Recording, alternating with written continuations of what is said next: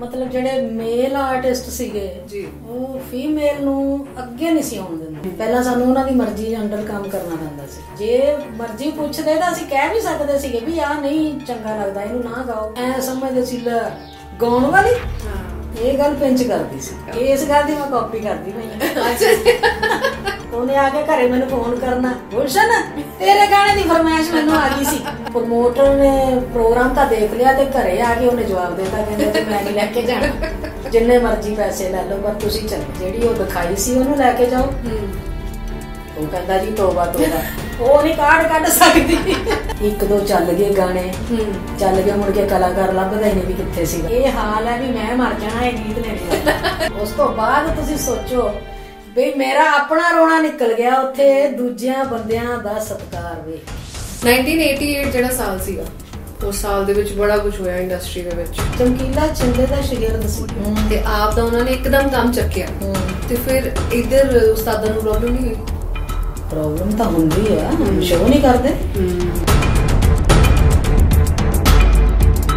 ਤੂੰ ਸ਼ਾਗਿਰਦ ਮੇਰਾ, ਤੂੰ ਮੇਰੇ ਦੱਸੇ ਬਗੈਰ ਰਿਕਾਰਡਿੰਗ ਕਿਵੇਂ ਕਰਾਈ? ਇੱਥੋਂ ਹੀ ਫਿਰ ਉਹ ਸ਼ੁਰੂ ਹੋ ਜਾਂਦੀ ਹੈ ਨਾ। ਸਭ ਤੋਂ ਪਹਿਲਾਂ ਤਾਂ ਬੰਦਾ ਸ਼ੌਕਡ ਹੋ ਜਾਂਦਾ ਸੀ।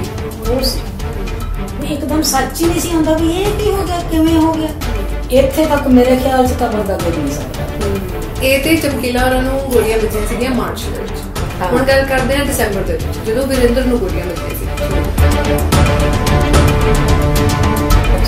ਵੀਰਿੰਦਰ ਹੀ ਸੀ ਉਦੋਂ ਸਾਰੇ ਪਾਸੇ ਛਾਇਆ ਹੋਇਆ ਸੀ। ਇਹ ਜਿਹੜੀ ਇਹ ਕਲਾ ਸੀਗੀ ਉਹ ਐ ਹੁੰਦੀ ਸੀ ਕਿ ਵੀ ਇਹ ਐਕਟਿੰਗ ਨਹੀਂ ਕਰ ਰਿਹਾ, ਇਹ ਐਕਚੁਅਲੀ ਹੈ ਹੀ ਇਹ। ਬਸ ਇਸ ਲਾਈਨ ਦੇ ਤਜਰਬੇ ਬਹੁਤ ਕੌੜੇ ਸੀ। ਦੋਨਾਂ 'ਚ ਇੱਕ ਕਾਮਨ ਚੀਜ਼ ਸੀਗੀ ਕਿ ਦੋਨੋਂ ਹੀ ਟੌਪ ਦੇ ਆਰਟਿਸਟ ਸੀਗੇ ਉਸ ਟਾਈਮ ਤੇ। ਕੱਢਣਾ ਰੁਮਾਲ ਦੇ ਗਏ ਹੋਵੇ ਆਪੀ ਬਹਿ ਗਈਓ ਫਲੈਟ ਵਿੱਚ ਜਾ ਕੇ, ਕੀ ਲੱਭਾ ਬੇਦਰਦਾ ਵੇ ਸਾਡੀ ਅਲੜਾਂ ਦੀ ਨੀਂਦ ਗਵਾ ਕੇ, ਕੱਢਣਾ ਰੁਮਾਲ ਦੇ ਗਏ ਹੋਵੇ। ਸੋ ਮੈਮ ਤੁਹਾਡਾ ਯਾਨੀ ਸਟਾਰਟਿੰਗ ਦਾ ਨਾਮ ਗੁਲਸ਼ਨ ਕੋਮਲ ਹੈ ਜਾਂ ਇਹ ਕਮਰਸ਼ੀਅਲ ਸੀਗਾ? ਇਹ ਕਮਰਸ਼ੀਅਲ ਹੈ। ਤੁਹਾਡਾ ਅਸਲੀ ਨਾਮ ਕੀ ਹੈਗਾ? ਅਸਲੀ ਗੁਲਸ਼ਨ ਹੀ ਸੀ। ਅੱਛਾ ਜੀ। ਪਰ ਕੋਮਲ ਮੇਰੇ ਹਸਬੈਂਡ ਦਾ ਸਰਨੇਮ ਸੀ। ਅੱਛਾ ਜੀ। ਉਹ ਵੀ ਰਾਈਟਰ ਹੈ। ਅੱਛਾ ਜੀ। ਤਾਂ ਉਹ ਸਰਨੇਮ ਫਿਰ ਮੈਂ ਆਪਣੇ ਨਾਮ ਪਿੱਛੇ ਲਗਾ ਲਿਆ। ਉਹਨਾਂ ਦਾ ਕੀ ਨਾਮ ਹੈ? ਮਹਿੰਦਰ ਸਿੰਘ ਕੋਮਲ। ਅੱਛਾ। ਸੋ ਹੁਣ ਨਹੀਂ ਲਿਖਦੇ? ਲਿਖਦੇ ਆ। ਅੱਛਾ।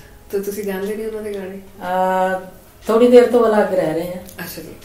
ਸੋ ਵਾਸ ਦ ਪ੍ਰੋਫੈਸ਼ਨ ਪ੍ਰੋਬਲਮ ਸੀਗੀ ਜਾਂ ਪਰਸਨਲ ਡਿਫਰੈਂਸ? ਪਰਸਨਲ ਡਿਫਰੈਂਸ ਸੀਗੇ। ਮੈਂ ਸੁਣਿਆ ਤੁਹਾਡੀ ਡਾਟਰ ਵੀ ਹੈਗੀ ਹੈ ਜੀ। ਕਿੰਨੇ ਬੱਚੇ ਹੈਗੇ? ਦੋ ਬੱਚੇ। ਇੱਕ ਬੇਟਾ ਇੱਕ ਬੇਟੀ। ਅੱਛਾ। ਕਿੱਥੇ ਹੈਗੇ ਨੇ? ਬੇਟਾ ਤਾਂ ਇੱਥੇ ਹੀ ਹੈ। ਅੱਛਾ ਜੀ। ਤੇ ਬੇਟੀ ਆਸਟ੍ਰੇਲੀਆ ਜਿੱਥੇ ਤੁਸੀਂ ਰਹਿ ਰਹੇ ਸੀ ਜੀ। ਪਿਛਲੇ ਕੁਝ ਆਸਟ੍ਰੇਲੀਆ ਸਿਟੀਜ਼ਨ ਹੈ ਉਹ। ਹਾਂਜੀ। 10 ਸਾਲ ਤੋਂ ਉੱਥੇ ਹੀ ਹੈ। ਉਹਨਾਂ ਨੂੰ ਨਹੀਂ ਰੁਝਾਅ ਹੈਗਾ ਗਾਇਕੀ ਵੱਲ? ਹੈਗਾ, ਪਰ ਮੈਂ ਇਸ ਲਾਈਨ 'ਚ ਆਉਣ ਨਹੀਂ ਦਿੱਤਾ। ਕਿਉਂ? ਬਸ ਇਸ ਲਾਈਨ ਦੇ ਤਜਰਬੇ ਬਹੁਤ ਕੌੜੇ ਸੀ। ਰਾਈਟ।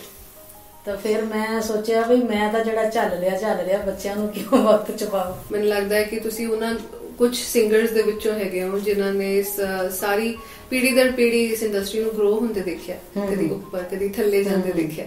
ਤੇ ਜੇ ਤੁਹਾਡੇ ਮੂੰਹੋਂ ਇਦਾਂ ਦੀ ਗੱਲ ਆ ਰਹੀ ਹੈ ਤੇ ਮੈਨੂੰ ਲੱਗਦਾ ਕਿ ਅੱਜ ਦੇ ਯੂਥ ਨੂੰ ਇਸ ਚੀਜ਼ ਦਾ ਬੜਾ ਧੱਕਾ ਲੱਗੇਗਾ ਸੁਣ ਕੇ ਕਿ ਇਸ ਲਾਈਨ ਦੇ ਵਿੱਚ ਨਹੀਂ ਕਦਮ ਰੱਖਣ ਦੇ ਰਹੇ ਅੱਜ ਪੁਰਾਣੇ ਗਾਇਕ ਆਪਣੇ ਬੱਚੇ ਨੂੰ। ਵਾਟ ਵਾਸ ਸੋ ਰੋਂਗ? ਇੱਕ ਤਾਂ ਮਤਲਬ ਜਿਹੜੇ ਮੇਲ ਆਰਟਿਸਟ ਸੀਗੇ ਜੀ ਉਹ ਫੀਮੇਲ ਨੂੰ ਅੱਗੇ ਨਹੀਂ ਸੀ ਆਉਣ ਦਿੰਦੇ ਜੀ।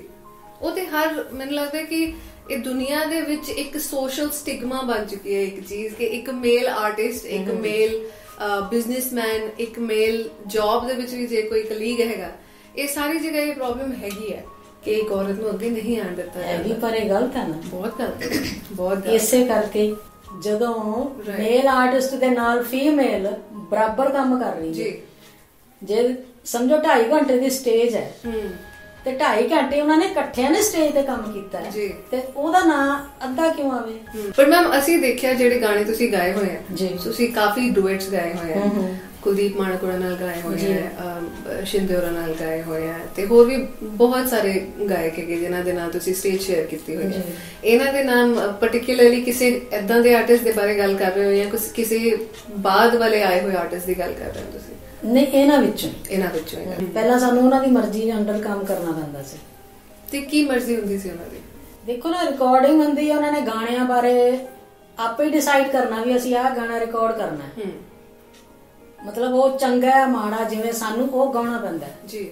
ਵੀ ਜਾਨੀ ਅਸੀਂ ਆਪਣੀ ਸਲਾਹ ਵੀ ਨਹੀਂ ਦੇ ਸਕਦੇ ਵੀ ਆਹ ਗਾਣਾ ਨਹੀਂ ਠੀਕ, ਵੀ ਇਹਨੂੰ ਨਾ ਗਾਓ ਜੀ, ਤੇ ਉਹ ਨਹੀਂ ਸੁਣਦੇ ਨਾ।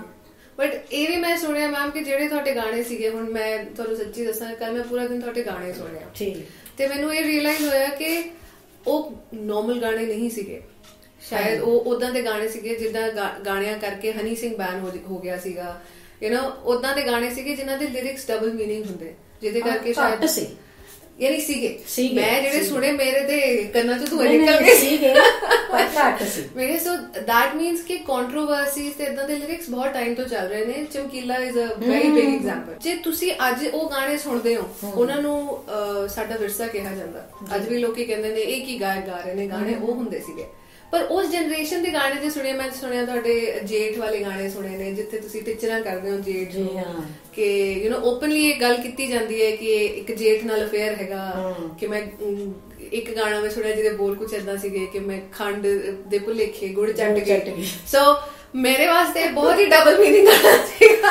ਸੋ ਮੈਂ ਤੇ ਕੱਲ ਸੁਣਦੇ ਮੇਰੀਆਂ ਤੇ ਅੱਖਾਂ ਖੁੱਲ ਗਈਆਂ। ਬਟ ਇਹ ਸੀਗੇ ਉਹ ਲਿਰਿਕਸ, ਮੈਨੂੰ ਲੱਗਦਾ ਕੋਈ ਵੀ ਆਮ ਇਨਸਾਨ ਨੂੰ ਵੀ ਸਮਝ ਆ ਜਾਏਗੀ ਕਿ ਇਹਦੇ ਕੀ ਮਤਲਬ ਹੈਗਾ। ਸੋ ਉਸ ਦੌਰ ਦੇ ਵਿੱਚ ਤੁਸੀਂ ਅਜਿਹੇ ਗਾਣੇ ਗਾਉਂਦੇ ਸੀਗੇ ਤੇ ਤੁਹਾਨੂੰ ਕੁਝ ਏਦਾਂ ਦੀ ਬੈਕਲੈਸ਼ ਆਉਂਦੀ ਸੀਗੀ ਲੋਕਾਂ ਵੱਲੋਂ, ਕੁਝ ਏਦਾਂ ਦਾ ਫੀਡਬੈਕ ਆਉਂਦਾ ਸੀ ਕਿ ਗੁਲਸ਼ਨ ਕਿੱਦਾਂ ਦੇ ਗਾਣੇ ਗਾਉਂਦੇ ਹੋ ਤੁਸੀਂ, ਕੋਈ ਚੱਜ ਦੇ ਗਾਣੇ ਗਾਓ? ਕੁਝ ਨਹੀਂ ਆਇਆ ਏਦਾਂ। ਅੱਛਾ ਜੀ। ਤੇ ਉਹਦੇ ਬਾਅਦ ਜਦੋਂ ਇਕੱਲਿਆਂ ਕੰਮ ਕੀਤਾ ਫਿਰ ਮੈਂ ਏਦਾਂ ਦੇ ਗਾਏ ਨਹੀਂ, ਮੈਂ ਫਿਰ ਸੋਲੋ ਜ਼ਿਆਦਾ ਗਾਏ। ਸੋ ਉਹ ਨੀਡ ਆਫ ਦੀ ਆਵਰ ਸੀਗੀ ਕਿ ਤੁਹਾਨੂੰ ਲੱਗਦਾ ਸੀ ਕਿ ਕਿਉਂਕਿ ਕੁਝ ਮੇਲ ਗਾਇਕ ਏਦਾਂ ਦੇ ਗਾਣੇ ਗਾਣਾ ਚਾਹੁੰਦੇ ਸੀ, ਕਿਉਂਕਿ ਸ਼ਾਇਦ ਉਹ ਚਮਕੀਲੇ ਦਾ ਬਿਜ਼ਨਸ ਡਾਊਨ ਕਰਨਾ ਚਾਹੁੰਦੇ ਸੀ, ਉਹਨਾਂ ਦੇ ਕੰਪੀਟੀਸ਼ਨ ਦੇ ਵਿੱਚ ਆਉਣਾ ਚਾਹੁੰਦੇ ਸੀ, ਤਾਂ ਉਹ ਤੁਹਾਡੇ ਤੋਂ ਏਦਾਂ ਦੇ ਗਾਣੇ ਗਾਉਂਦੇ ਸੀਗੇ? ਨਹੀਂ, ਮਰਜ਼ੀ ਤਾਂ ਪੁੱਛਦੇ ਨਹੀਂ ਸੀ ਨਾ ਜੀ। ਜੇ ਮਰਜ਼ੀ ਪੁੱਛਦੇ ਤਾਂ ਅਸੀਂ ਕਹਿ ਵੀ ਸਕਦੇ ਸੀਗੇ ਵੀ ਆਹ ਨਹੀਂ ਚੰਗਾ ਲੱਗਦਾ, ਇਹਨੂੰ ਨਾ ਗਾਓ ਜੀ, ਪਰ ਪੁੱਛਣਾ ਤਾਂ ਹੋਣਾ ਹੀ। ਆਹ ਗਾਣਾ ਆ ਗਿਆ, ਇਹ ਰਿਕਾਰਡ ਹੋਣਾ ਜੀ, ਹੋ ਗਿਆ। ਅੱਛਾ। ਤੇ ਪੇਮੈਂਟਸ ਮਿਲ ਜਾਂਦੀਆਂ ਸੀਗੀਆਂ ਤੁਹਾਨੂੰ ਗਾਣੇ ਦੀਆਂ? ਪੇਮੈਂਟਸ ਮਿਲਦੀ ਸੀ। ਗੁੱਡ, ਰਾਈਟ, ਐਟਲੀਸਟ ਪੇਮੈਂਟਸ ਮਿਲਦੀ ਸੀ। ਉਹ H&B ਕੰਪਨੀ, ਉਹਨਾਂ ਚ ਰਾਇਲਟੀ ਮਿਲਦੀ ਸੀ ਸਾਨੂੰ ਕਾਫੀ ਦੇਰ ਤੱਕ, ਹੁਣ ਤੱਕ ਆਉਂਦੀ ਹੈ ਰਾਇਲਟੀ। Very nice. ਅੱਛਾ, ਵੈਰੀ ਨਾਈਸ। ਸੋ ਇਹ ਮੈਨੂੰ ਲੱਗਦਾ ਕਿ ਅੱਜ ਕੱਲ ਜਿਹੜਾ ਇੱਕ ਆਮ ਇਨਸਾਨ ਹੈਗਾ ਉਹਨੂੰ ਰਾਇਲਟੀ ਦਾ ਫੰਡਾ ਨਹੀਂ ਪਤਾ ਤੇ ਉਹ ਤੁਸੀਂ ਮੈਨੂੰ ਦੱਸੋ ਕਿ ਕਿੱਦਾਂ ਕੀ ਹੁੰਦਾ ਰਾਇਲਟੀ ਦਾ ਫੰਡਾ?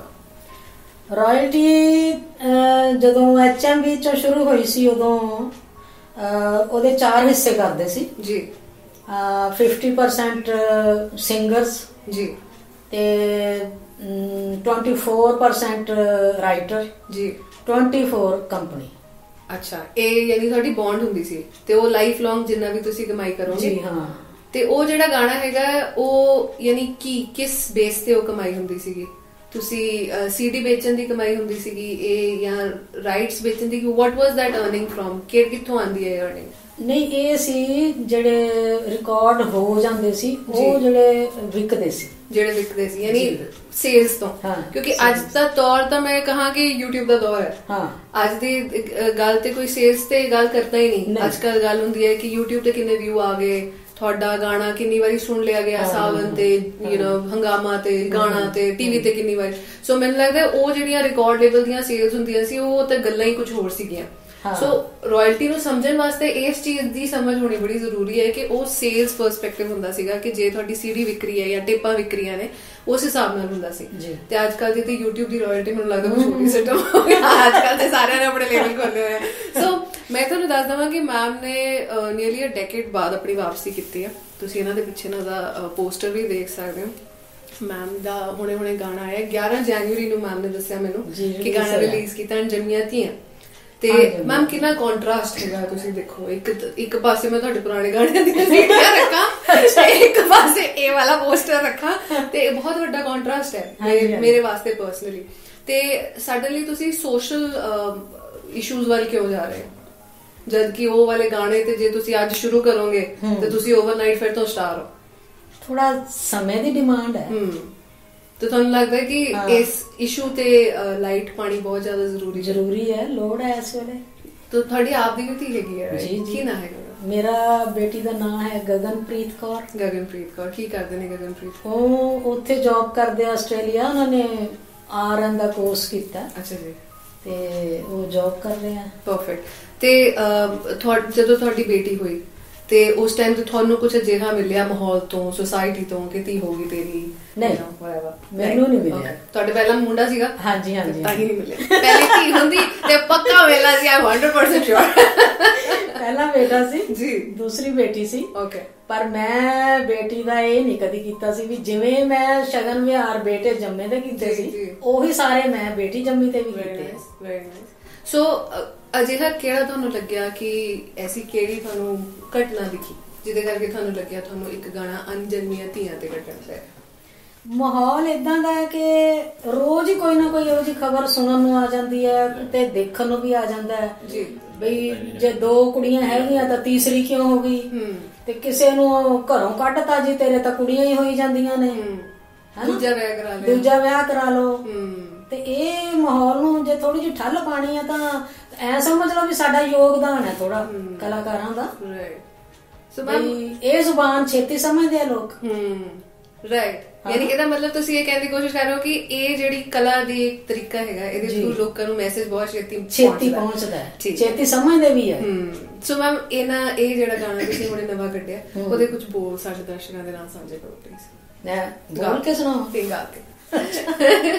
ਅਕਲ ਕਰੋ ਕੁਝ ਅਕਲ ਕਰੋ, ਨਾ ਬੇਦੋਸ਼ਾਂ ਨੂੰ ਕਤਲ ਕਰੋ। ਅਕਲ ਕਰੋ ਕੁਝ ਅਕਲ ਕਰੋ, ਨਾ ਬੇਦੋਸ਼ਾਂ ਨੂੰ ਕਤਲ ਕਰੋ। ਅਣਜੰਮੀਆਂ ਧੀਆਂ ਕਿੰਨਾ ਚਿਰ 10 ਕੁੱਖ ਦੇ ਵਿੱਚ ਕੁਰਲਾਉਣਗੀਆਂ। ਧੀਆਂ ਨੂੰ ਮਾਰਨ ਵਾਲਿਓ ਵੇ ਥੋੜੇ ਨੂੰਹਾਂ ਕਿੱਥੋਂ ਆਉਣਗੀਆਂ, ਥੋੜੇ ਨੂੰਹਾਂ ਕਿੱਥੋਂ ਆਉਣਗੀਆਂ, ਥੋੜੇ ਨੂੰਹਾਂ ਕਿੱਥੋਂ ਆਉਣਗੀਆਂ। ਪੁੱਤਾਂ ਦਾ ਲਾਲਚ ਕਰਦੇ ਓ ਕਿਉਂ ਧੀ ਜੰਮਣ ਤੋਂ ਡਰਦੇ ਓ। ਜਿਹਦੇ ਨਾਲ ਚੱਲਣੀ ਕੁੱਲ ਥੋੜੀ ਉਹਦੇ ਨਾਲ ਨਫ਼ਰਤ ਕਰਦੇ ਓ। ਜਿਹਦੇ ਨਾਲ ਚੱਲਣੀ ਕੁੱਲ ਥੋੜੀ ਉਹਦੇ ਨਾਲ ਨਫ਼ਰਤ ਕਰਦੇ ਓ। ਇਹ ਸਮਝਣ ਵਾਲੀਆਂ ਗੱਲਾਂ ਨੇ ਥੋੜੀ ਕਦੋਂ ਸਮਝ ਵਿੱਚ ਆਉਣਗੀਆਂ। ਧੀਆਂ ਨੂੰ ਮਾਰਨ ਵਾਲਿਓ ਵੇ ਥੋੜੇ ਨੂੰਹਾਂ ਕਿੱਥੋਂ ਆਉਣਗੀਆਂ। ਧੀਆਂ ਨੂੰ ਮਾਰਨ ਵਾਲਿਓ ਵੇ ਥੋੜੇ ਨੂੰਹਾਂ ਕਿੱਥੋਂ ਆਉਣਗੀਆਂ। ਕੀ ਬਾਤ ਹੈ, ਵਾਓ। ਲਾਈਵ ਐਕਸਪੀਰੀਅੰਸ ਹੋਰ ਵੀ ਜ਼ਿਆਦਾ, ਮੈਨੂੰ ਤੇ ਬਹੁਤ ਮਜ਼ਾ ਆ ਰਿਹਾ। ਆਈ ਐਮ ਸ਼ੋਰ ਕਿ ਤੁਹਾਨੂੰ ਅਮਨ ਜੋ ਸੁਣ ਕੇ ਉੱਥੇ ਦੇਖ ਕੇ ਆ ਰਿਹਾ ਉਹ ਤੋਂ ਬਹੁਤ ਜ਼ਿਆਦਾ ਮੈਨੂੰ ਇੱਥੇ ਸੁਣ ਕੇ ਆਇਆ live. So thank you ma'am ਇਹਦੇ ਵਾਸਤੇ।